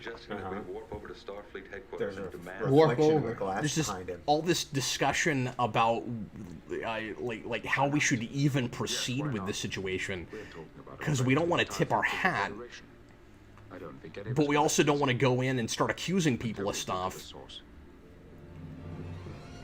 Because we're basically saying that Starfleet has become compromised and that it's, not the organization it's supposed to, or that there are, people who have somehow taken it over, and we don't realize that it's an alien force yet. So, Picard has some sort of autonomy on where he can go, right? Yeah, sure. Okay, that's because he is the flagship. I love the idea that no one else can do Data's job. Early on, I wish that had been consistent. It was nobody's ever in that position if Data's not there. That's a cool shot. Earth. Wow, that's pretty. Yeah, the moon and Earth, and that's how they faked the moon landing. And it would have been a big deal to like really hardcore Trek fans that in a Star Trek TV show we're finally going to Earth, because we had done it in the movies, but TOS never went to Earth. Right. The only time they ever show, aside from the going back in time episodes, the only time they ever show it is the fake memory the Telosians give Pike of Mojave in the cage. Yes, sir. I can imagine that you would be. Governor Delaplane of Pacifica informs us that you canceled your scheduled stop there. Is this true? Yes, sir, it is. Explain yourself. So yeah, this was a really solid mystery, especially in the middle of a bunch of, kind of Snorfest or like really silly campy episodes, or episodes that were kind of retreading TOS episodes. This is a decisively different thing, something we'd never really tried before. And it's really cool that they're able to do a like espionage episode like this, where it's the closest thing we get to a pre-Section 31 thing, and obviously it's not like that because we find out that it's aliens that have infiltrated us. But the big question is, are there actually human beings on Earth that have decided to take matters in their own hands and turn Starfleet into something that it's not? And it's like this mutiny on a much crazy grander scale.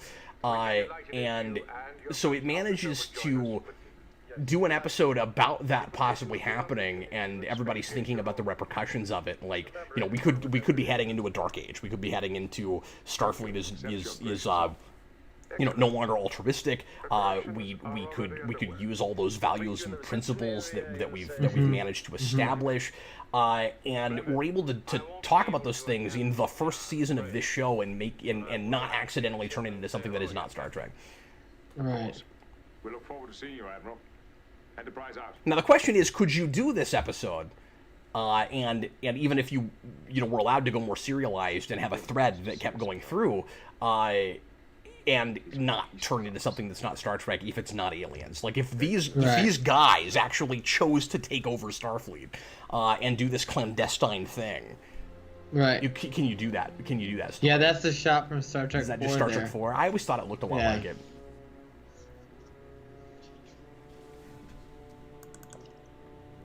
So he's beaming up to the Enterprise. Yeah. But with they're his supposed to be downstairs. They're supposed to be down there in 20 minutes. With that.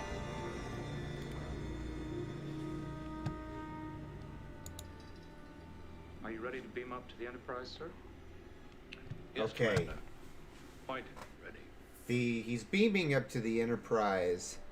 The matter detectors definitely should have sensed another life form in the matter stream. And I don't think they cover that in any way. No. That's a really good point. Like, the weird differently lit. The weird pattern. Yeah. It's not even differently lit, it's just a different pattern. Well, I mean, it's similar. Oh no, you're right. It is just lit differently. It's just weird. Okay, yeah. It's all white and blue. Because I never really even noticed that pattern that much behind there. It's so subtle. But you're right. It's reminiscent of like circuitry. It was also a really big deal, of course, to do any kind of setup and payoff like this in Star Trek at this point, because TOS didn't really do that. They would call back to stuff. They would do follow-ups to things to some degree, but we never had like a sprinkling stuff in that was going to give us like an overarching story thread. And so we've already kind of set this up earlier, and it would have been really cool if we could have even dropped it for a few episodes. There were other places where you got a sense of this conspiracy, and wouldn't it be nice if this was, your big season ender? And I don't mean just as the follow-up to another episode where we introduced that guy earlier, where something seems to be suspicious and up, and then we find out finally that he's got an alien worm in his head. He's got a Yerk from Animorphs in his head. Wouldn't it have been really cool if we had this sense of Starfleet being compromised, and that we were, the Enterprise might have to take on Starfleet itself, Right. And then we find out, we finally go investigate it. We finally realize, we have enough tangible evidence. Like, it would have been really cool. This would have been the DS9 way to do it, right? Right. And this is like shades of DS9 before DS9 to me. Right. Where you might have a couple of characters that they're like maybe Picard and Riker are like, we have figured out that something is going on, but we don't have enough tangible evidence to tell anybody about it, so we have to keep it under our hats, and we can't tell anybody on the ship, and we can't tell anybody on Starfleet. We got to keep it a secret. And then you do one of those episodes where we don't tell the crew anything. We just go investigate. We go travel to some different places before we even get to Earth. Wouldn't that have been really cool? Right. Where it's in everybody's like, they do that all good things thing. Well, you're just gonna have to trust me. I know what I'm doing. So that was the old corridor, the aluminum frame corridor that you just walked through. I want you to stay close. Keep your eye on his every move. Rockman says the parasites came back and took over everyone in Picard. I agree. That must be what happened in that show. Wolverine 1987, £5 super chat, wants us to do the TAS episode Yesteryear. I haven't decided if we're doing TAS on this show because it's not as easy to get your hands on these days. Right, because it's like on CBS All Access. Only on All Access now, right? And there's some other places that have. So give me another one also, and I will consider doing that, don't feel the need to put in another super chat, Wolverine. Just put in another episode idea, and I'll write them both down, and I'll see. Yeah. I don't know. I'm just not sure if we're going to do TAS, because I don't know if enough people will be able to stream it along with us. Right. I think some foreign Netflix still has it, but we don't. Yeah, like I think Canada has it, but we don't. I'm not sure though. Also, if the Captain Worf show ever actually gets made, what kind of story would you like to see? I mean, I don't think at this point that would happen. Yeah. Especially because there's a lot of evidence that well, I don't know, maybe this would be the reason it would happen. There's a lot of evidence that there's a lot of restructuring and things going on behind the scenes, and that New Trek might be totally done and getting eventually wiped over with something else. Hopefully something closer to what I think of as actual Star Trek. But we don't really know what's going on yet. But anyway, so I don't know if you got a Captain Worf show, I guess I don't know for sure what I want to see from them. Yeah. I feel like we kind of said everything there was to say with that character. Yeah. Like, I never loved that idea. It was discovered accidentally by a survey team. Oh, so it is the form of life that, you know, the bright light in the sand. It is a superior form of life. He's going to say that. It is a superior form of life. Superior. Totally. Come, have a look. Divid22 says Worf is ambassador of Kronos and he doesn't leave Kronos. Yeah, but that wouldn't be the Captain Worf show then. When he throws him through the door here, the door looks really flimsy. This actor... Vitamins. This actor is fantastic. Yeah, he is. Oh my god. He's got these super creepy eyes. Like, coming at really him. obvious. Look at that leg. Just, well, now that was a stunt double. Because Yeah, you could tell he was hilarious. half that guy's age. Look at that. Look at that. Look at that guy's half his age. Look at that. Oh my gosh, it's worse than the remaster. Yeah, it is. You got blonder hair too, I feel like. But that actor is committed, man. Oh yeah. One of the things that's great about this is an enemy species, and one of the reasons I would have liked to see them again is that they take so much joy in what they're doing. They didn't even try to hide it. Like, go back and read Animorphs. They really just are the Yeerks. Like yeah, they just laying on glass. Like, I hope they're he's okay. really enjoying getting to the same people standing there still. With Andorian tea. Oh, okay. It's only been 20 minutes. Remember? That's what that. I was like, would anybody like some apple juice? Yeah. Of course, Captain. Apple juice. That's what it looked like. We just got this big, like close up on apple juice. Or that brown Listerine. So what set do you think we redressed for this? Because those doors were clearly just the 10 forward doors? Yeah, they're the Tim Ford doors. Well, so they must have reused them because Tim Ford didn't exist at this point. Yeah. So you think they built that specifically for this and then they used those doors? Because that's amazing if that's what they did. Because I was like, oh look, they redressed a set, but retroactively. So I guess they didn't. Maybe they did make that. I think for they this. just saved the doors. That's crazy. I believe you'll find it an excellent approach. That and means then they they reused put those doors. That makes all you the wonder way how through much Voyager, of... because they just used the same doors on the Voyager set. That makes me really wonder how much of their budget went into this episode, because there's some production value in this episode compared to some others.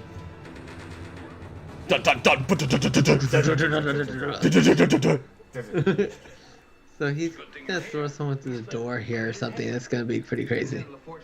Adam Divid22 wants to know how your synthahol is. How I know what? How is your synthahol?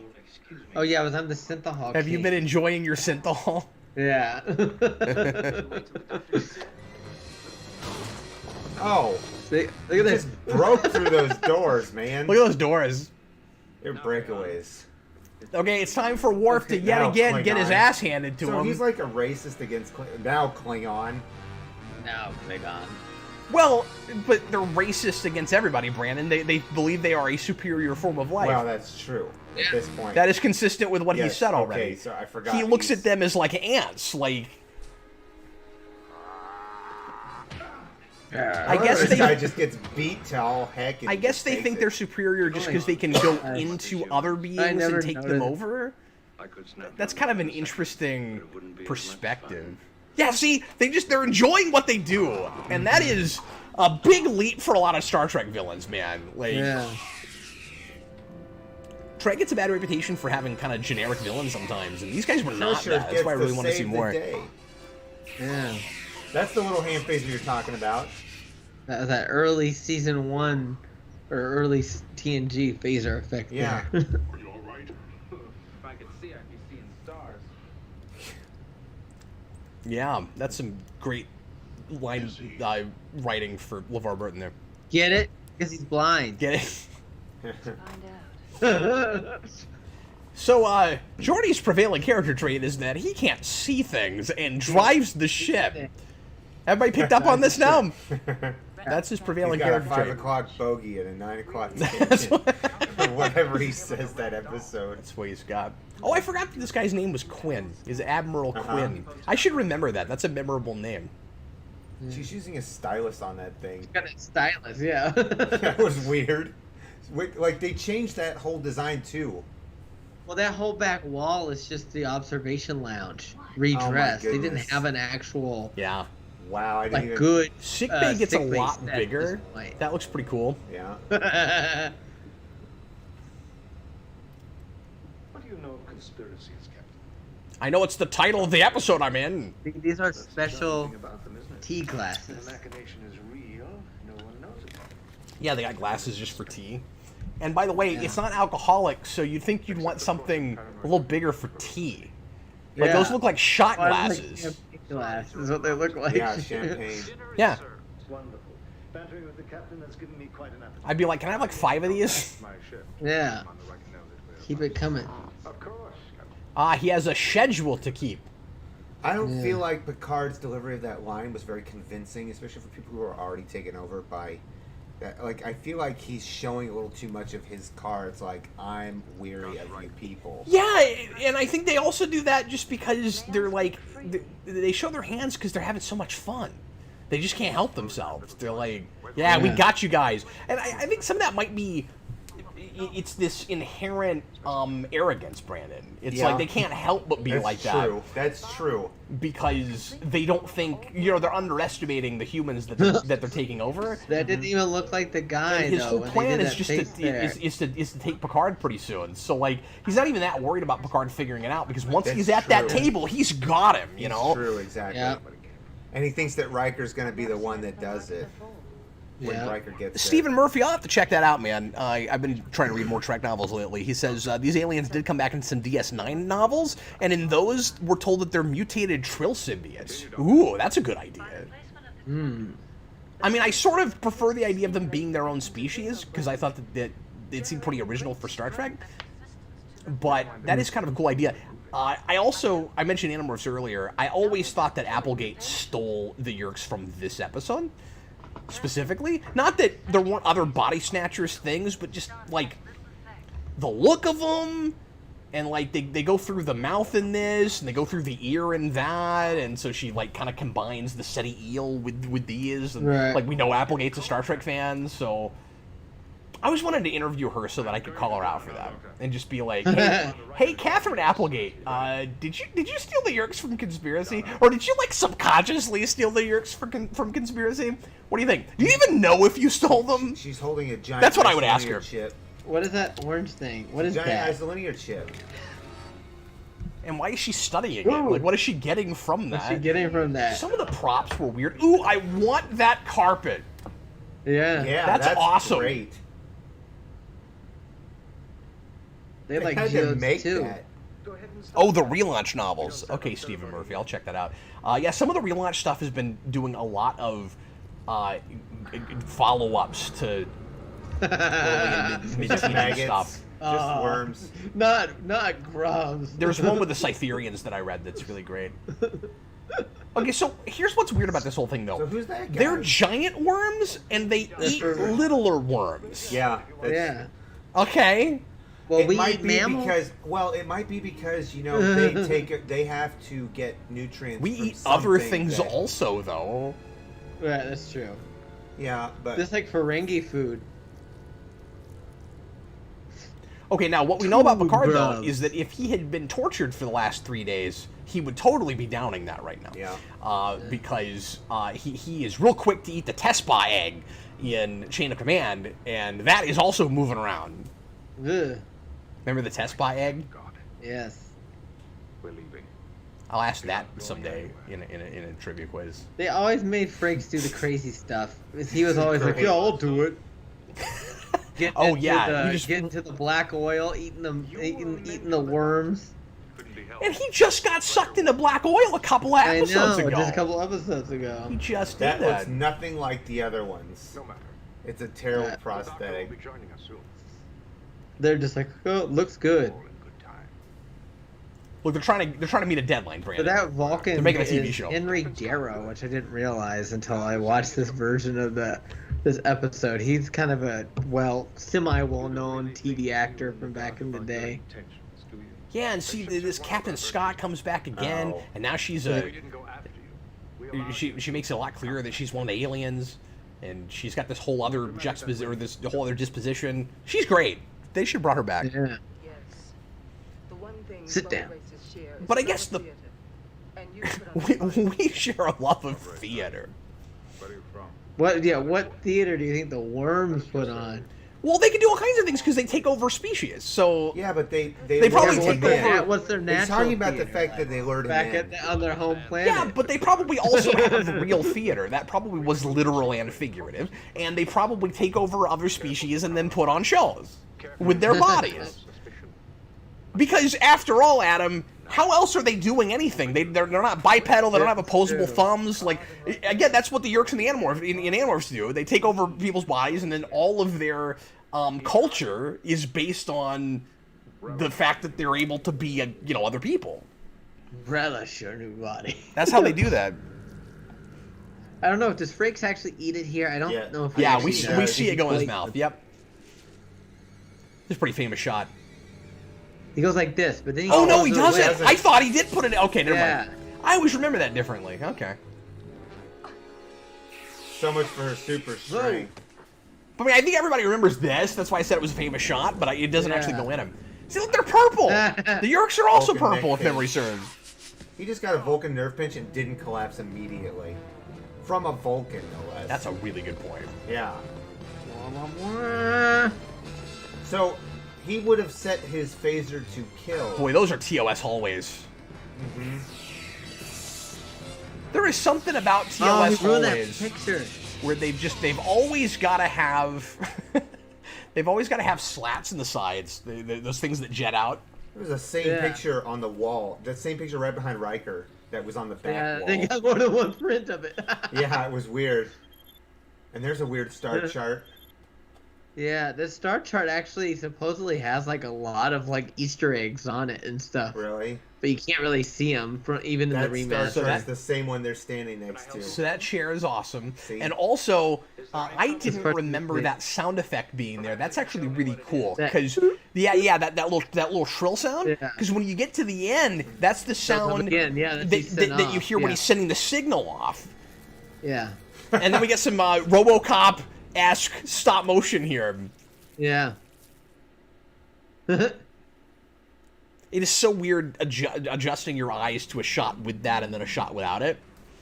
And then the puppet. And then this thing, which is clearly something on a stick that they just put that somebody's shoving in his mouth.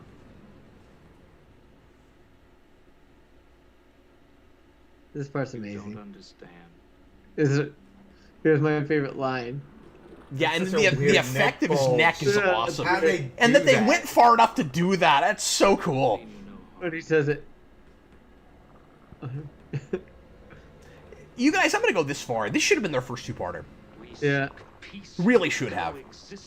Peaceful coexistence. I mean, there are other I love that they just look at each other like, nope. What else could we do right now? I guess we're just going to go for sheer violence. And then there's the explosion. He popped his head. I cannot believe they put that on television. I can't know why they did that either. The bloody this part too. bottom of the head. This is and, so weird. I cannot believe they got away with this. It's awesome. It's that it's is so some 80s horror complete movie. gore. Like, man. Oh, it's wild. See, again, this just proves your point, Jay. why do they need phaser rifles when they can use these things and blow up a head? Yeah. It just popped it. He's burned corpse. And then Joker walks in and says, "I'm glad you're dead. Really bad. I'm glad you're dead." So they killed They're every gonna one of those fumigate people. that entire room. They killed every one of those people, right? So, because Crusher was like, you have to put your phaser on kill, so she told that to Riker too. Riker knew what he was up against. We'll never know how many of these life forms So he got infiltrated saved. Starfleet, but it seems they could not survive. Yeah, I mean, it's kind of silly. I guess we do this a lot with like with characters that we don't spend a whole lot of time with, but like nobody seems all that concerned about the fact that we just had to kill a guy. Like, I have attempted to trace the message Remick was sending. I believe it was aimed at an unexplored sector of our galaxy. because I mean, like that guy was like a good Starfleet officer, like a good person at some point, right? Like, Yeah. he was just taking over. A beacon? Yes, sir. A homing beacon. Could you make the argument that there maybe should have been some discussion about how to get it out of his head before they actually blew his head off? Yeah. Or do you think Adam, in that moment, that's all they could do? Peaceful Like, coexistence. They're just like, nope. I mean, Well, they started taking is that over too people. cynical for Star Trek? Like, Maybe a little thick. it's a question. It's just a question. I don't know. Yeah, but look at like goes forward a little bit there with that sound. That noise, the homing beacon. Yeah. Great. It's so good. But Yeah. it sucks because they never brought him back. They never brought him back. It's not just because that was a cool species and I would have loved to have seen them again, but also the end of that episode is they're coming back, you guys. I mean, that's essentially what that's saying. Yeah. It's so entertaining. And a Can I whole lot try- of firsts for Star Trek. I like really pushing envelopes there. Can I try to call back in again because I can only see myself when I go back to the main You're still having that? screen. I can see you when I'm on the thumbnail when I'm watching the episode, but Yeah, I can't well, we're going to see- take another break, so why don't you do that during the break? Okay. Let me Okay. go ahead and spin for another episode real quick. Do it. We're running a little bit late. Do you guys want to do another one? What time is it? Sure, we can do one. It's 8:53. Yeah, I'm cool. Okay. Let's go ahead and spin the wheel and do one more. I haven't taken conspiracy off yet, so hopefully it doesn't spin that again, but here we go. And we are watching yesterday's Enterprise. Yesterday's Enterprise. Wow. Two really good, solid TNG episodes today. Okay, well, I was not expected to have to talk about one of the best episodes of the show. I'm not really prepared for this, but I guess that's what we're doing. All right, everybody, yesterday's Enterprise. Season 3. I don't off the top of my head know what number that is. I think it's like it's early, right? Is it like 8 or 10? I think it's like midway through, maybe. 15. Right there. 15. Episode 15. I was close. So in the episode we just watched, Yara just died recently, and now we're gonna watch an return episode where of Yara. she comes back because of crazy time changing things. Yeah. Man, okay. I'm not ready to talk about this. Let's go ahead and take another break. I'm gonna try once again to see if I can figure out the sound issue. Okay. And I will see you guys in about 4 or 5 minutes. Hey, Okay. Adam, I will just, I'll call you back. Is that cool? Sure. All right. All right. We'll be right back, folks. Okay.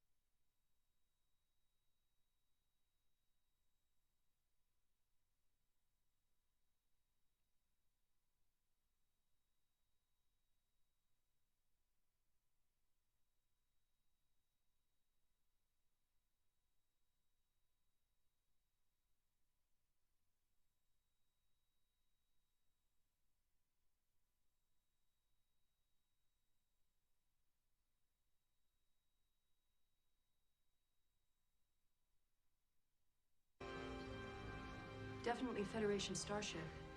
Accessing registry. Looks like they had a rough ride. NCC 1701C.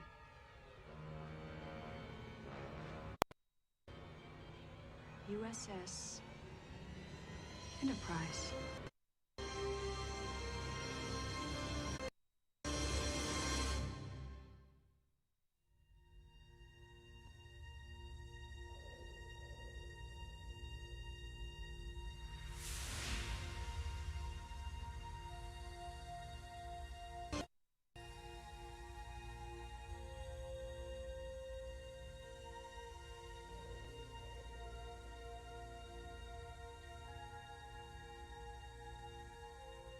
Space, the final frontier. These are the voyages of the Starship Enterprise.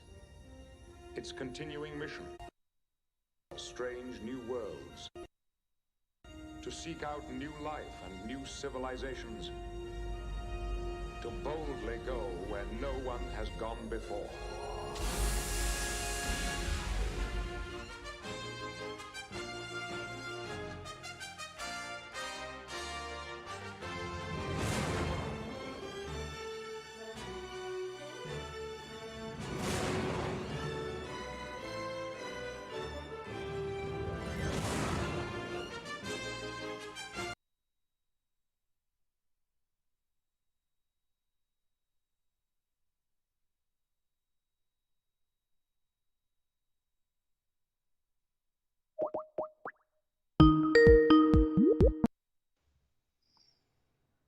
Hello?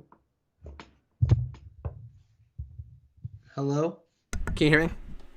I can hear you. I can't see you. Yeah, I know that. I haven't set up everything yet. Oh, okay. Ah, there we go. Look at that. Okay, we're back, everybody. Oh, you guys could probably hear all that. Well, anyway. All right, so we're going to go ahead and watch this as Enterprise. I still wasn't able to fix that audio thing, so you guys will hear the show again through the speakers, or through your end. My apologies on that. I don't know what the problem is. It's being very strange. But let's go ahead, nevertheless, and watch our second episode for today. We're going to go ahead and get right into it. Make sure you're watching episode 15 of season 3. It's the much beloved Yesterday's Enterprise. Made my top 10. One of my absolute favorite episodes of all time. And let's go ahead and just jump straight into it. Here we go. Ready? Please press play right now. Oh, this is what introduces prune juice, doesn't it? This is the legendary prune juice scene. Prune juice scene. And Star Trek often has such a good sense of continuity. We keep bringing that back. Keep bringing it back, and Quark laughs at him the first time. That becomes kind of a plot point in Family, and I don't think that's the very next time it's brought up. It might have been brought up before that, after this episode. A warrior's drink. But she tells the Rashenkos that the part of Worf that drinks prune juice is the part of Worf that misses his parents and is looking back to Earth and not to Kronos. Yes. This was my 4th top on my TNG list. Just looking back here. I thought you were going to say this is the 4th time you've seen this episode. No. This is my 4th and number 4 on my top 10 list. I was going to say, you've probably seen this 6 billion times. Seen a lot. I watched this again just a couple weeks ago. Oh, okay. Impossible. So I remember the very first time I saw this episode. Because I was watching it on like 38 here. This means nothing to people who aren't from Kansas City. 38 Family Greats. Now 38 the spot. And I missed the teaser. So I missed the part where they're like normal and everything changes. So I'm like, I was very confused by the whole thing. What is happening here? Yeah.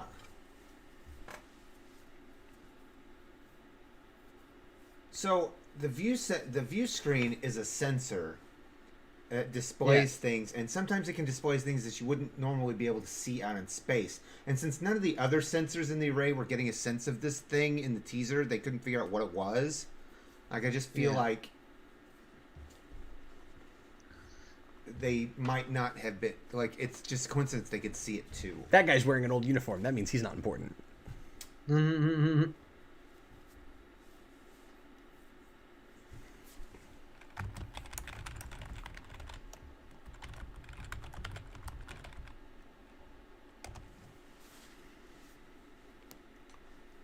Troy's wearing that weird dress thing.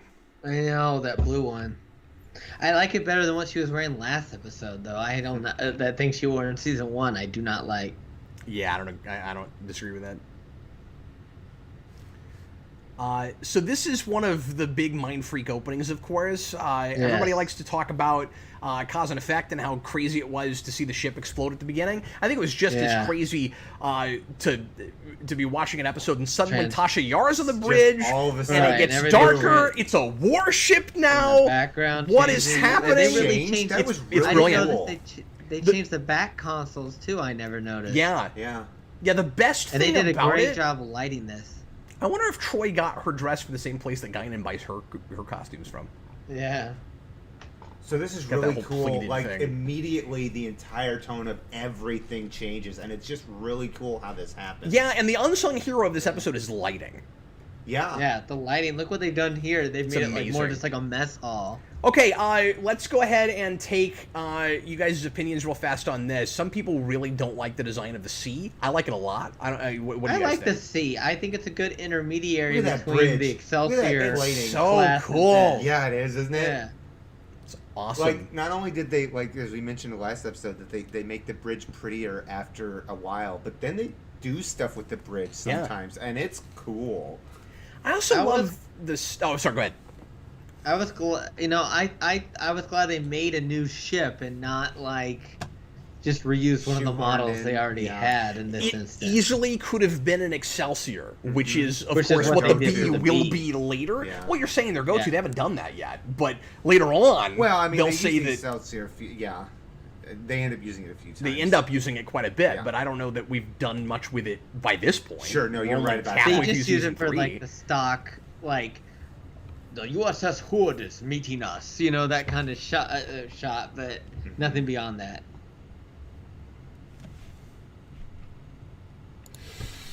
Continuing mission. Did he say that in the first episode? It's continuing mission. Yeah. The whole. Yeah, it goes all the way back. Yeah. Yeah, that never changes. No, that's cool. And but I think it's the same recording all the way through, or did they change the recording, Adam? Do you know? I think it's the same monologue the whole way through. No, I know it's the same changed it monologue. once. I'm saying, do they ever have him come back in and re-record it though? I think they do. No. Yeah, that's what I meant. It's the same Oh. recording of the monologue. It's the same recording. Okay. But the arrangement it changes slightly, a little bit, I believe, after season 1 or 2. So one of the things I love about this episode is the kind of sandwiching together of ideas. You would think that the whole Enterprise C thing would be a whole episode all to itself. Where it's like we find an old derelict ship or something, and oh wow, it's the Enterprise C, and like this feels in a really good way. This feels like a couple or 3 ideas all kind of thrown together.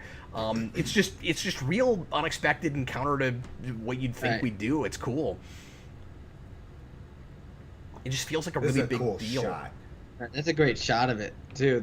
It looks even better in the remaster. Oh, it's so pretty. And this is not a straight-up stuff that never happened episode, because, of course, our characters at the end of this won't remember anything that happened, but they can't, and we know they can't, because we're in an alternate reality through the whole thing in the first place. It's not like the characters that we know, having known about everything we've seen in the series so far, are going through this adventure, and at the end, everything has to be reset so we can go back to status quo. We are now essentially looking at new versions of our characters. Right. There's extra positions look on at that this bridge, interesting too. like There's stairs. Stairs. Yeah, it's like weird. His whole thing is up on a riser. The stairs are weird for the same reason, though, that the what do you call it? Not scaffolding, but the thing that Worf stands behind that goes around. The horseshoe rail. The rail thing. It's weird. I couldn't think of rail. It's weird for the same reason as that is. If you get boarded, now you got this thing you got to deal with. You got to jump over the stairs. You got to jump over the railing. So this is one of the only episodes in my mind that has that many writing credits and is this good. Usually when you see 4, 5, 6 writing credits, the whole screen, you're like, oh god, they had problems this time. Like everybody had to rewrite everybody else. They couldn't get along. They couldn't figure out what they wanted to do exactly. It was written by committee. This is one of the best examples of good writing by committee. And a lot of the really good writers on this show Right. are on this episode. This is pre-Pillar. Right. This Or no, looks it's not really pre-Pillar. good. This is. I don't know when Pillar came on. Well, see, now I'm back and forth on. I can't remember. But I'm pretty sure Pillar didn't work on this episode. Yeah. Divid22's $2 super chat. This is why Sela works, as it gives Picard stakes. I don't know about that. I think Sela could have worked better than she did. We just sort of like lore and never did enough with it. We just never brought her back, or did anything with her. Really. And when we did in Unification, it was real cartoony. Right, and yeah. I like how they made that line where he second guesses himself midway through the line. Yeah. I feel like they even did good stuff with makeup maybe on this episode a little bit to make Picard look a little more like tired. A little haggard from war. Yeah. Constant war. Divid22 also makes a good point, though, when he says that this gave Tasha Yar a better death. It feels like some of that was the mission statement of this, right? Where, like, I don't know how much of a reputation... God, I love that. I don't know how much of a... Just... Because we basically... like a direct predecessor. It does. We basically sandwiched together the Constitution with the Galaxy, and it looks really good. Or at least the back of it looks pretty Constitution-y. Open flames on... Me. Those would be toxic flames that they are coming into. But you could say that about any flames in Star Trek, Brandon. But like they've been burning for a while. Yeah, and look how everybody's dead, and like nobody's getting more healthy from the flames, Brandon. Well, like, no, but like what point are you making right now? Without a respirator, you will asphyxiate. This Take lady care of that yourself plays first. I saw this lady that plays Rachel Garrett in a Columbo episode the other day. She's a dog catcher. Was she any good? Not a dog catcher, dog trainer. Yeah, she was good. I mean, that doesn't sound real exciting, but I was just wondering how the performance was. He was instrumental in helping him solve the case because this guy trained his dogs to maul a guy to death when he quoted Citizen Kane. So this was the first time, if memory serves, that we brought back the movie uniforms, and that was a big deal. Yes, I don't think they showed the movie uniforms at all before this. Just that we've got such a good sense of continuity. They have really cool and they're belts little chains. They got rid of the belt, and they're wearing a crew neck as opposed to those big ribbed. Brandon, I disagree. I think the belts are silly. You do? Yes. The belts just scream. We needed to make the uniforms look kind of different because it's an alternate timeline, and so they're gonna always be packing heat because they're soldiers now instead of explorers, and if they're soldiers. They'd have different looking uniforms probably as well. This war has been raging for so long. I wouldn't think that they would still be wearing more explorer-y kinds of uniforms. You'd think that they would get closer to something like a little bit darker, a little less. More the First Contact. More like First Contact. That's exactly what I was going to say. Precisely. Right. So, who's the guy that plays Castillo that they just picked up out there? He looks so familiar. I've seen him before, and I don't know what he's in. Okay, so I have questions. I have questions about this timeline. And Brandon bringing up the belt thing reminds me of this because there are, of course, some things that we do just because even though there's a lot of production value on screen here and some cool new things that we can't make new uniforms for everybody. So of course we're gonna do that. We just put on the token belt thing. That's why I don't like it. And I think they look a little silly. But then you've got other changes that. Or other things that you kind of keep around that you didn't really need to. Like, of course, Worf can't be here because we're at war with the Klingons. So it's really cool that we replace him with Tasha Yar. How the heck did Wesley Crusher get on that bridge? That is ridiculous. That is the dumbest thing in this episode. But now he's like a real ensign or something. That's he's so got stupid. A regular uniform on. I guess you could make the argument that they're looking for soldiers everywhere they can look for them, and so he gets a field commission, or not even a field commission, because he wouldn't be there in the first place. Like they wouldn't have kids on this ship, and that's the second thing is this ship. Was it built before they went to war? Because if it wasn't, it makes no sense it was built the way it was built. That is a cruise liner? The war's been going for a while, It's only been 3 years.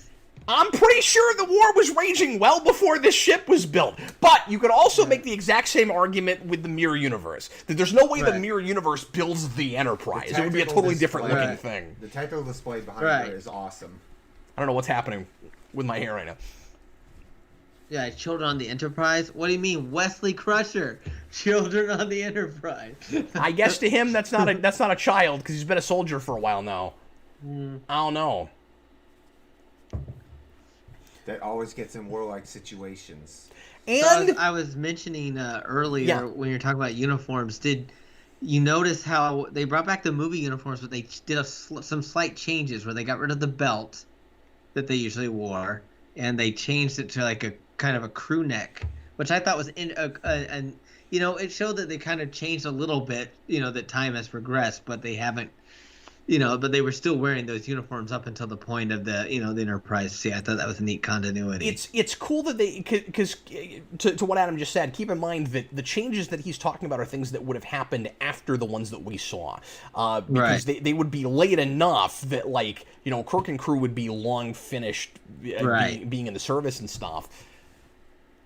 And, and they've adapted the comm badges too. Like their pins are the old pins, but they're actually a comm badge like that you hit rather than the flip open communicator. She is instrumental in this episode, so you have to have her, but I also kind of question whether Guinan would be on the ship too.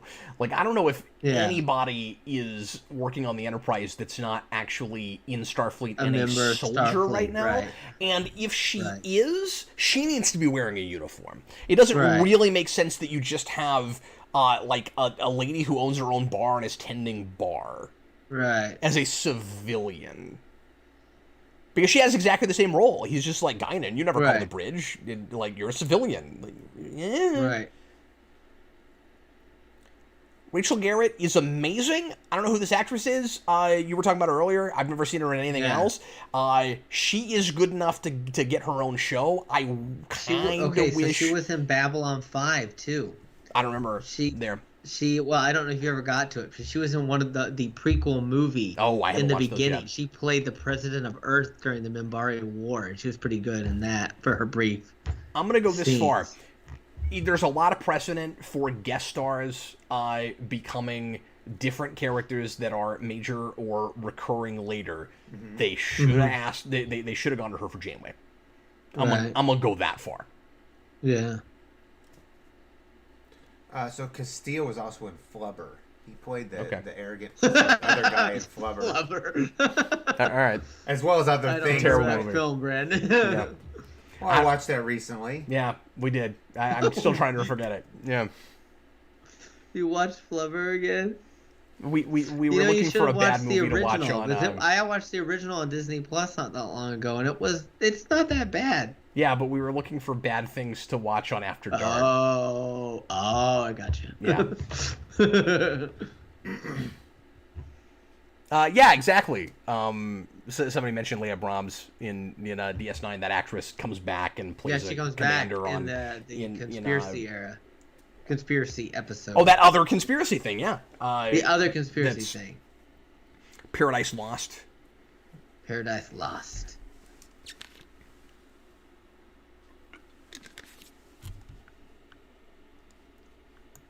Narendra 3.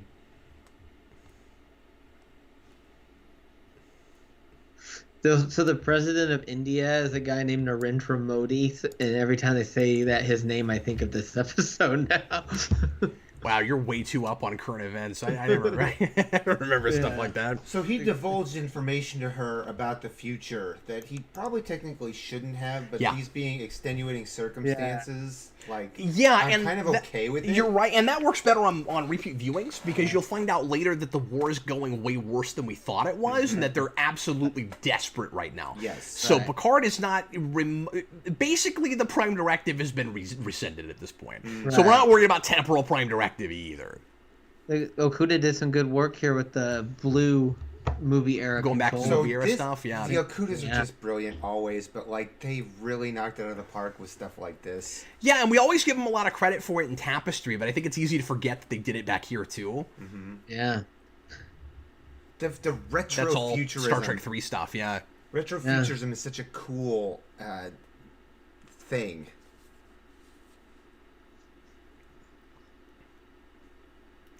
I think the Castillo-Yar relationship is That's decent. Cool. Yeah. Yeah. Yeah, I can see they have chemistry. They do. Some of the lines are a little cheesy, little too 90s TV, but yeah. But what's weird is like some of that kind of like classic, almost like old Hollywood, like romance writing I like, and some of it ends up coming off cheesy. It kind of just depends on the scene, right? Because that scene later, like, and they spend enough time together that I buy them building an attachment.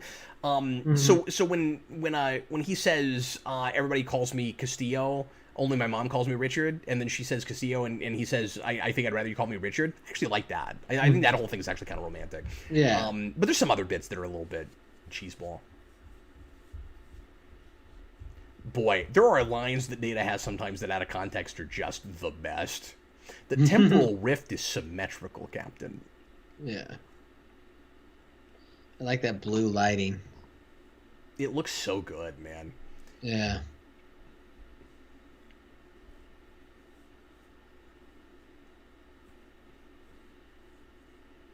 But 20 years worth of war, man. He's got quite a conundrum. Yep. And I love that it's a real classic kind of, ethical conundrum for Picard in an episode like this. Would you say it's more of a conundrum than a conundrum? No, I wouldn't. So why is he still dirty? Why hasn't he replicated a new uniform? Because he needs to look sad and tragic because we just found out that he's going to die again. He's totally Brandon. dirty. Like his face is He's not still... wearing You're a absolutely right. badge either. He needs to step in the sonic shower. Yeah, stat. yeah. There's nothing stopping him from taking a shower right now. Like, let me freshen up before I go all over your ship looking like I walked out of 20 years ago. Because I did. The collars on the old-fashioned uniforms. I've always liked those collars. Yep, me too. Yeah. I wonder how big of a deal this was to a lot of Trek fans at the time, particularly people that really liked Wrath of Khan and those movies. Yeah. I know we're talking uniforms a lot. Just to get to see both of those two things together on screen, it's like an epic crossover. Yeah. Because you didn't get a lot of that. I mean, remember, this is before we attempted to put Picard and Kirk on screen, all of that. Right. I mean, put yourself back in the time and place. It's a big deal. And these are such pretty uniforms, too. They really are. I've always loved those uniforms. But I mean, like, we're not even seeing a character we've seen before that we're crossing over, and it feels like an epic crossover. Mm-hmm. It's also really impressive how this is such a, like, epic scale story, and it's mostly a bottle show. Right. And so, I mean, like I said, there's a lot of production value in, like, redressing sets and then going to the Enterprise C and all of that. But it's one of those grand scale feeling episodes that kind of tricks you into thinking that it's bigger than it is, and it works wonderfully. Because again, that's cool. It's just a standard talky TNG episode. There's not a lot of action in this, but it feels like a really big action-y episode, and it's not. It's just because of all the ideas. Right. And I guess this is the observation lounge, I guess, that they've redressed. It looks really, really good. Brandon, it's crazy that they built that thing just for this episode. Right? I want to know what happened to that. That's cool. You should try to find it, Brandon. This is the first time I'm seeing it this big. Like, this is really neat. Not good enough. That's a great line by Picard. That's a great line. Such a great line. Ranks up there with 40 billion lights. people, man. Yeah. 40 billion. No, you're absolutely right. Not good enough is great. Picard, and I think some of my favorite moments, besides just great dramatic speeches from Picard, great passionate speeches, are righteous outrage. He's just the best at those. His righteous, like when he goes, like in Measure of a Man, when he's like, "I don't know, do you?" Yeah, just these lines. He's got these lines. How about our top 10 favorite one-lines in Star Trek?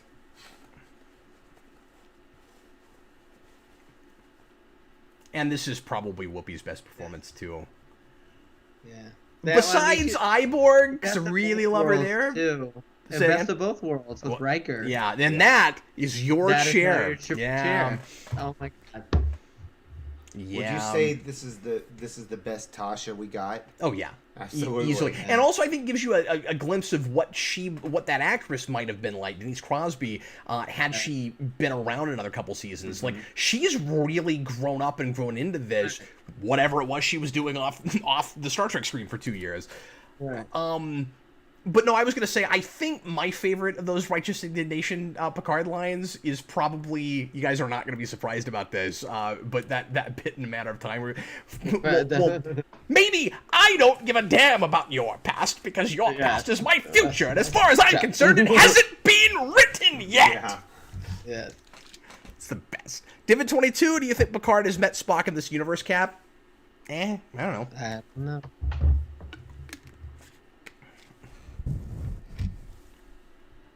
I mean, he's not even on Romulus yet at this point. I don't even know what he's doing in his what he would be doing in his career at this point. He's either retired or helping out in the war, probably. Mm-hmm. In some capacity.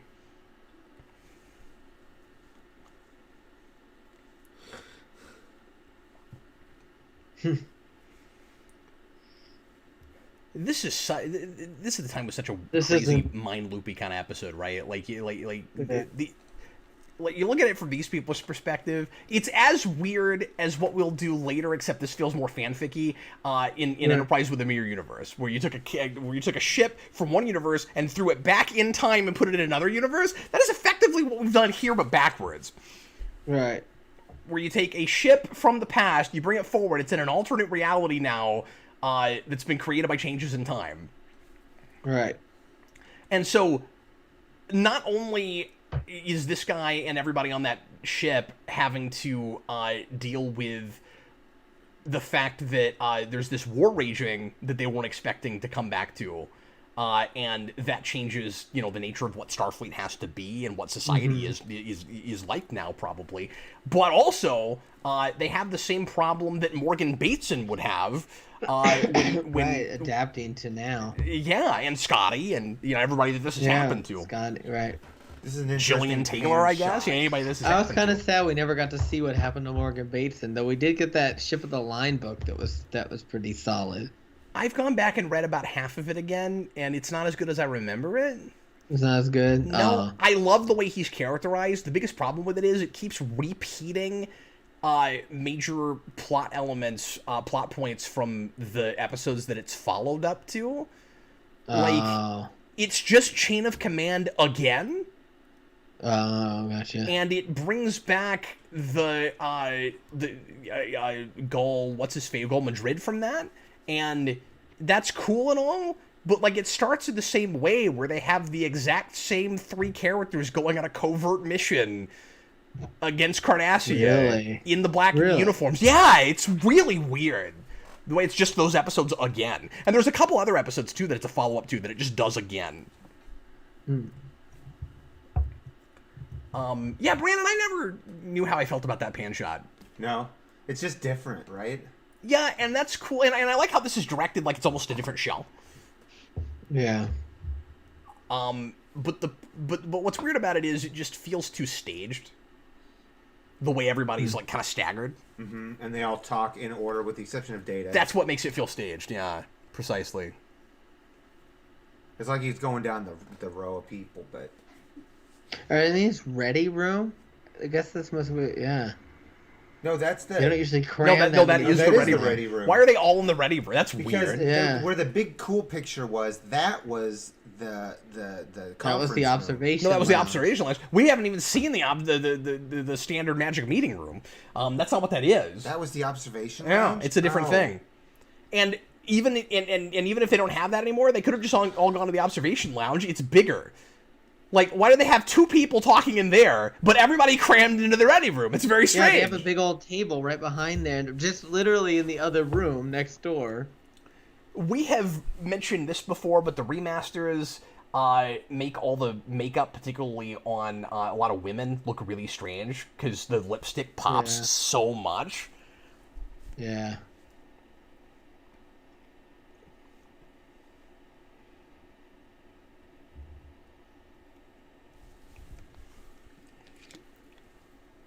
You never know. Now Tasha Yar looks like her makeup was done by whoever did the makeup for the backup dancers for Robert Palmer. Just like really bright lipstick.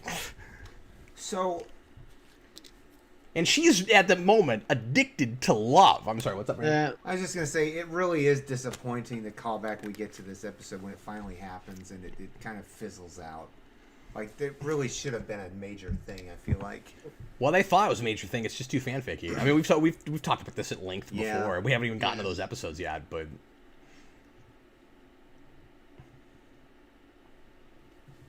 God, she's so good. I mean, she feels like she's been the captain of a Star Trek show for as long as Patrick Stewart has. Yeah. When she comes in and does this guest star role.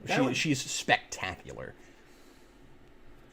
It would have been fascinating. Like, he's obviously like, I can't do that, but it would have been fascinating if he had gone back in time with them. And then there are, like so many other times, to Picard. It's so nice that that's not how we did this. Right.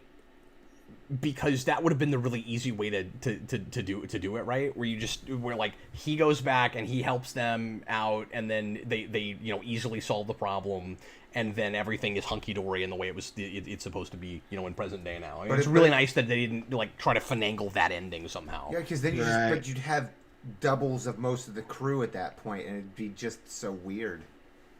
Mm-hmm.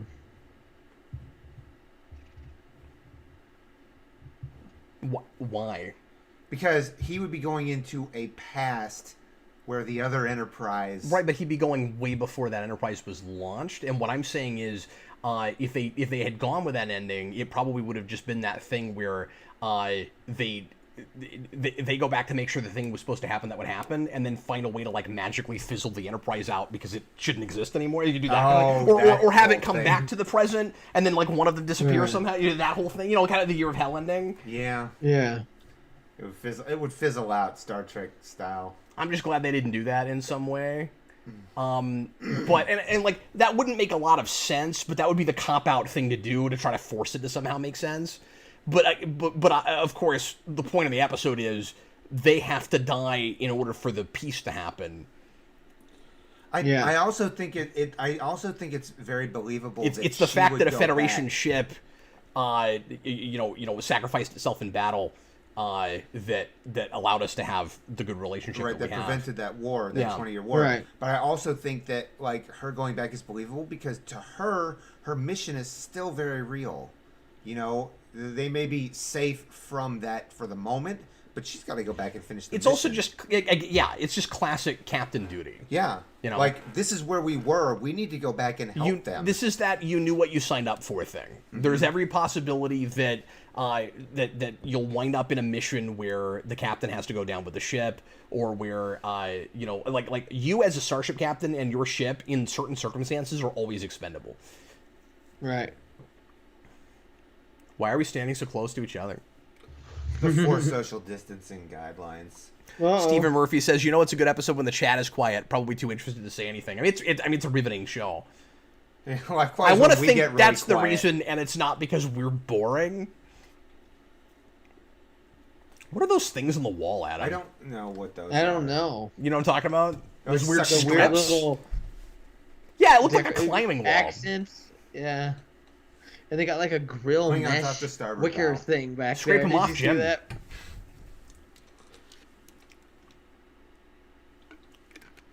Yep, she should have been Janeway.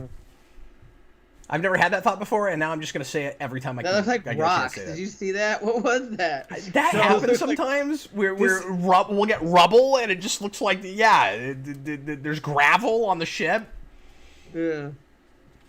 This is fascinating that they should do this to her right as everything, that's so sad. You didn't remember that she dies there.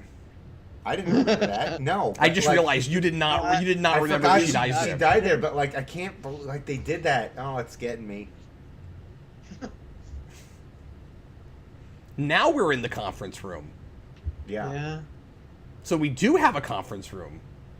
Right. So I don't know what that other room was then, but this is the observation. Yeah, the observation. Or why everyone was in Picard's ready. Nothing about that makes any sense. Yeah. But I thought that place with the big picture was this room, but I guess not. This is very strange. I don't understand why we did that. Now, there are other episodes. Oh, there it is. There it is. It's on the other side. Yeah, it is this room. No, it is this room. Yeah, it is this room. That's so cool. There are other episodes where things seem really. Yeah, you're right. Where things seem pretty bleak, and or we have like a really like serious moral situation where we light kind of dark like this. And it's always pretty effective. I mean, there's always that practical question as to like why suddenly we turned all the lights off just because things are difficult. Right.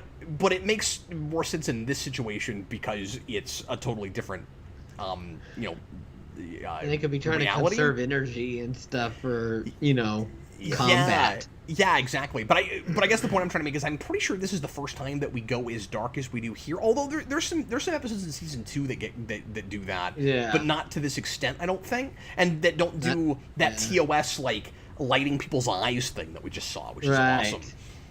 So there's definitely a guy standing at the transporter control. Boy, if I had a nickel for every time you made out at the transporter, he'd probably like. Guess I'll go back to my magazine on this pad. Is that how you would be, Adam? You standing there, I imagine you doing that, like.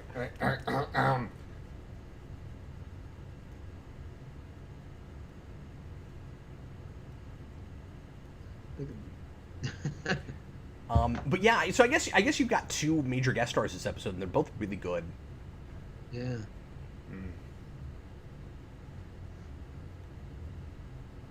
That's kind of creepy.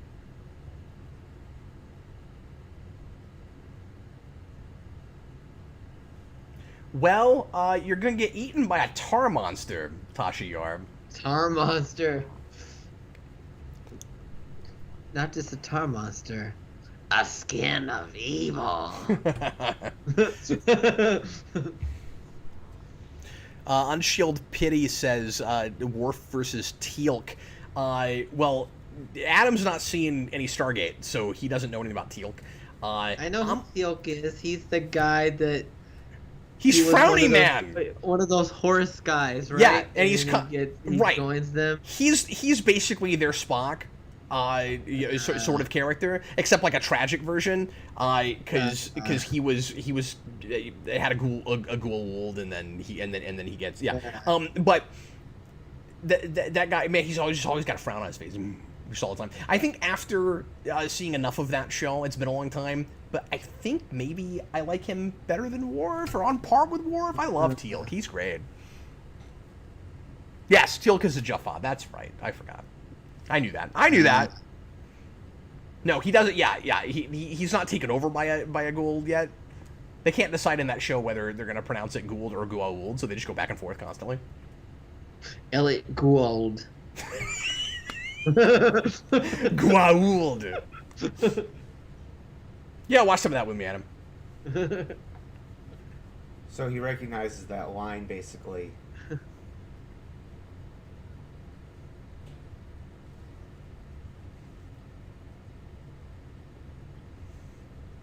She said I'm a dead person, so I might as well go back in time because I'm dead. Because I'm dead anyway. Now, I think it's a little odd, maybe that this is where her brain goes, because like, they're in the reality that they're in, but I guess I don't know. I'm back and forth on it because like first of all, Picard will make. The point that this might not work out. He's saying it right now, and you could live a long life in this horrible dystopian present that we're in right now. Murdered by the Klingons. Yeah, but and then also their whole plan is to try to change reality. I love that Geordi's like, oh well, I guess we're just not even going to be around anymore here in a couple of minutes. Like, so I don't know. Maybe it makes sense.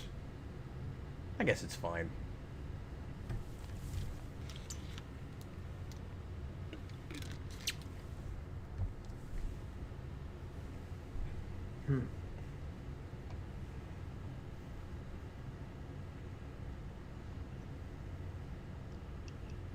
Yeah, cause see, the point she's making is not we could solve this. We're like we'll survive. It's we just need to make sure that the ship stays around long enough. To impress the Klingons. Yeah, exactly. Divid22, $5 super chat. Why didn't Tasha Yar have a suicide pill in case of capture? So as not to pollute the timeline. A suicide pill. And then she doesn't end up ultimately dying. Yeah, and then she makes it anyway. She sort of has her cake and eat it too. Well, in a way. I mean, she ends up having to be the consort of a Romulan, so that's not great. But that's not great. But she does get killed. Yeah, by she her gets own killed. daughter crying out. Do you also buy that as awesome as this Tasha is? Yeah. That she couldn't have eventually escaped? Well, maybe she could have, but she didn't. You know what I mean? Like, yeah. The fact that she didn't doesn't mean that she didn't have a chance. Maybe she relegated herself to obscurity because she didn't want to pollute the timeline. Well, but also, and like, it's unreliable narrator because it's not like Seal was there. Yeah. Because, like, she, you know, wasn't born yet. But the way she talks and about she's it, a lying person anyway. Tasha Yar actually fell in love with that guy, according to her, if memory serves. Could have been Munchausen. So I don't know. Yeah, I don't know. Not Munchausen syndrome, Stockholm syndrome. Yeah, I don't know what Munchausen means. It's a different thing. It's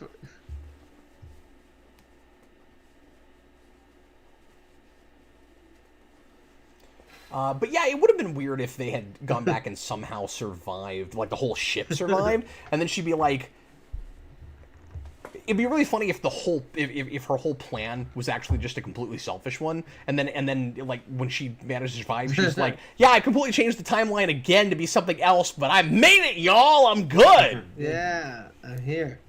And that's why she doesn't have a suicide pill.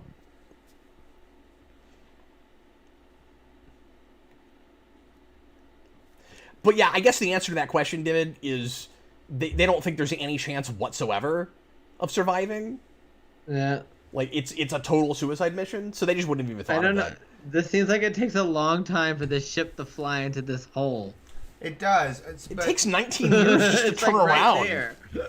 So there's a certain logic, though, in sending them back, because if Guinan says this is not how it's supposed to be, then sending them back should return it to how it's supposed to be, which that's what they should want anyway, right? Well, that's what they're doing. I don't know what point you're making. Yeah, I know, but like they feel like it's such an ethical conundrum at that point, but I feel like it's less so just because of that. If she does have this perception of time, but the thing to do. So here's the thing. This looks amazing. Yes. So it's a couple things, Brandon. First of all, from their perspective, the timeline has already been changed and they're now living in it. So there is that kind of question of which one is the, should have been, which one really counts. It's different when you're like when you go like back in time and you're messing with time than when you're already in a present that has worked out the way it has. And there's that worry about making it worse. They talk about that too, where it's like, okay, are we and then there's this question: are we trying to change it because that's the way it's supposed to be, where it's that temporal prime directive thing, or are we trying to change it because we want to turn it into something better? It's kind of more that second thing. It is, but then the other thing I wanted to mention is, all they have to go on is Guinan's intuition. That's it. That is pretty flimsy. It is. And the only reason Picard's doing it is because he trusts her. It's self-serving too, a little bit. What do you mean? Just because if there's a chance that they could fix this, then I'm going to send this crew back. But what I'm saying is, he trusts her. Nobody else has any reason to buy into that because they don't know what her powers are. They don't have that personal connection to her. See, the belt looks really silly when he's sitting down, particularly. Yeah, I'll give it that. Come on, it's a Power Ranger belt.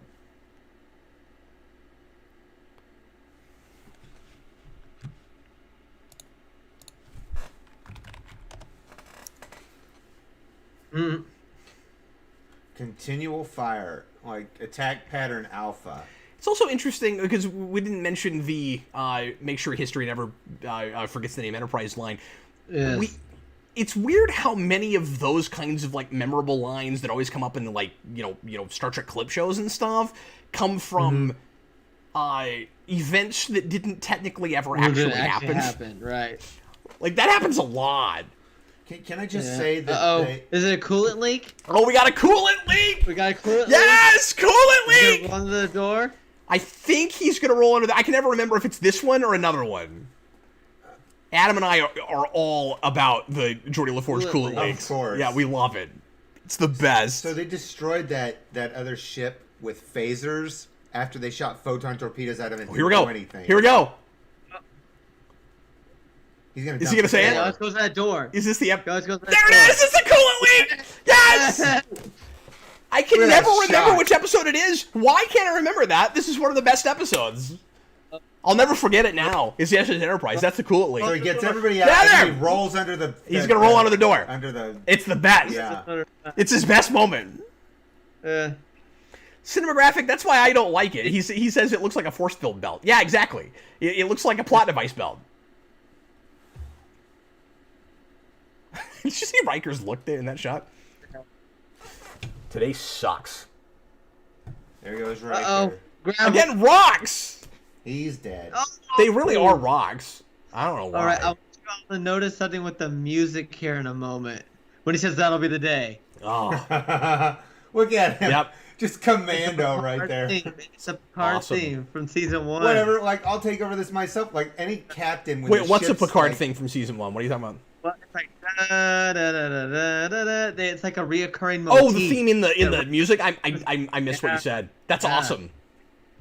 Picard's going down with his ship, man, and that's just bad to the bone. Well, and the thing is, obviously we're gonna be able to reset back to regular continuity at the or regular status quo at the end of this, and so a lot of those sorts of episodes, when you do cool stuff like kill Riker and things like that, like it's easy to do that because you don't have to worry about it next week.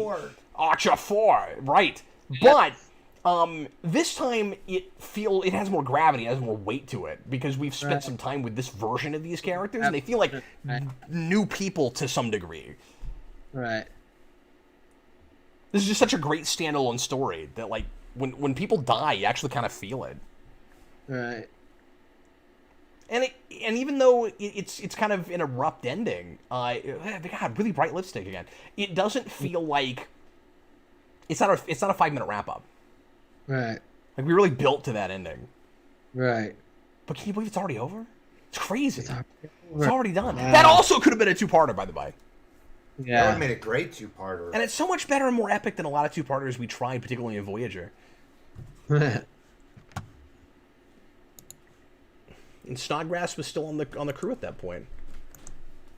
And that episode happens despite like a lot of like behind the scenes drama and a lot of issues in the writing room and stuff. It's amazing that came out the way it did. With all the writers that it had. Yeah, and just in that season where people weren't happy. Really, they were even unhappy in season 3. Oh yeah, I know they were unhappy in 2 and 1. Well, no, I mean Snodgrass leaves during 3. Yeah. And told me when I interviewed her that she's never watched anything past when she left because it hurt her feelings too much. She had such a rough time on that show. It's really sad, but crazy how many good episodes season 3 produced given all the turmoil behind the scenes. Right. But yeah, read the 50-year mission. You can read all about that stuff. And also, I guess I'll do a quick plug for that video, but go check out my interview with Snodgrass, with Melinda Snodgrass, because we got real in depth about all that. She was fantastic, and I was supposed to talk to her a second time at Planet Comic Con this year. I was asked to talk to her again, and we were going to talk about some issues with Picard, and unfortunately that didn't work out because of COVID. But anyway, so one powerhouse episode and another the closest to a powerhouse I think we got in season 1. So a spectacular night for Star Trek Club. Yes. But always feels weird when we watched a couple of really good ones because we know all the not good episodes that we have to look forward to. Sure. Yeah. Down the road. Code yes, of Stephen Honor Murphy. still on the Blu-ray wheel, I believe. Documentaries. Yes, it is. There's and now we've got Threshold on the wheel as well. That's true. All right, guys. But that'll be fun to do a commentary on. All right, guys. Are you ready to do some rating. Let's do some rating. Yeah. You guys that are watching right now, if you've not watched this show with us before, we rate on a scale of 0 to 4. 4 is, oh my god, I just can't even believe I watched the best thing ever. And 0 is, where did I park my car? And we're going to begin with Brandon this time. Okay. And Brandon, you let us know what your ratings are for each episode. And you guys in the comments right now, write yours as well if you'd like us to read them on air. Go ahead, Brandon.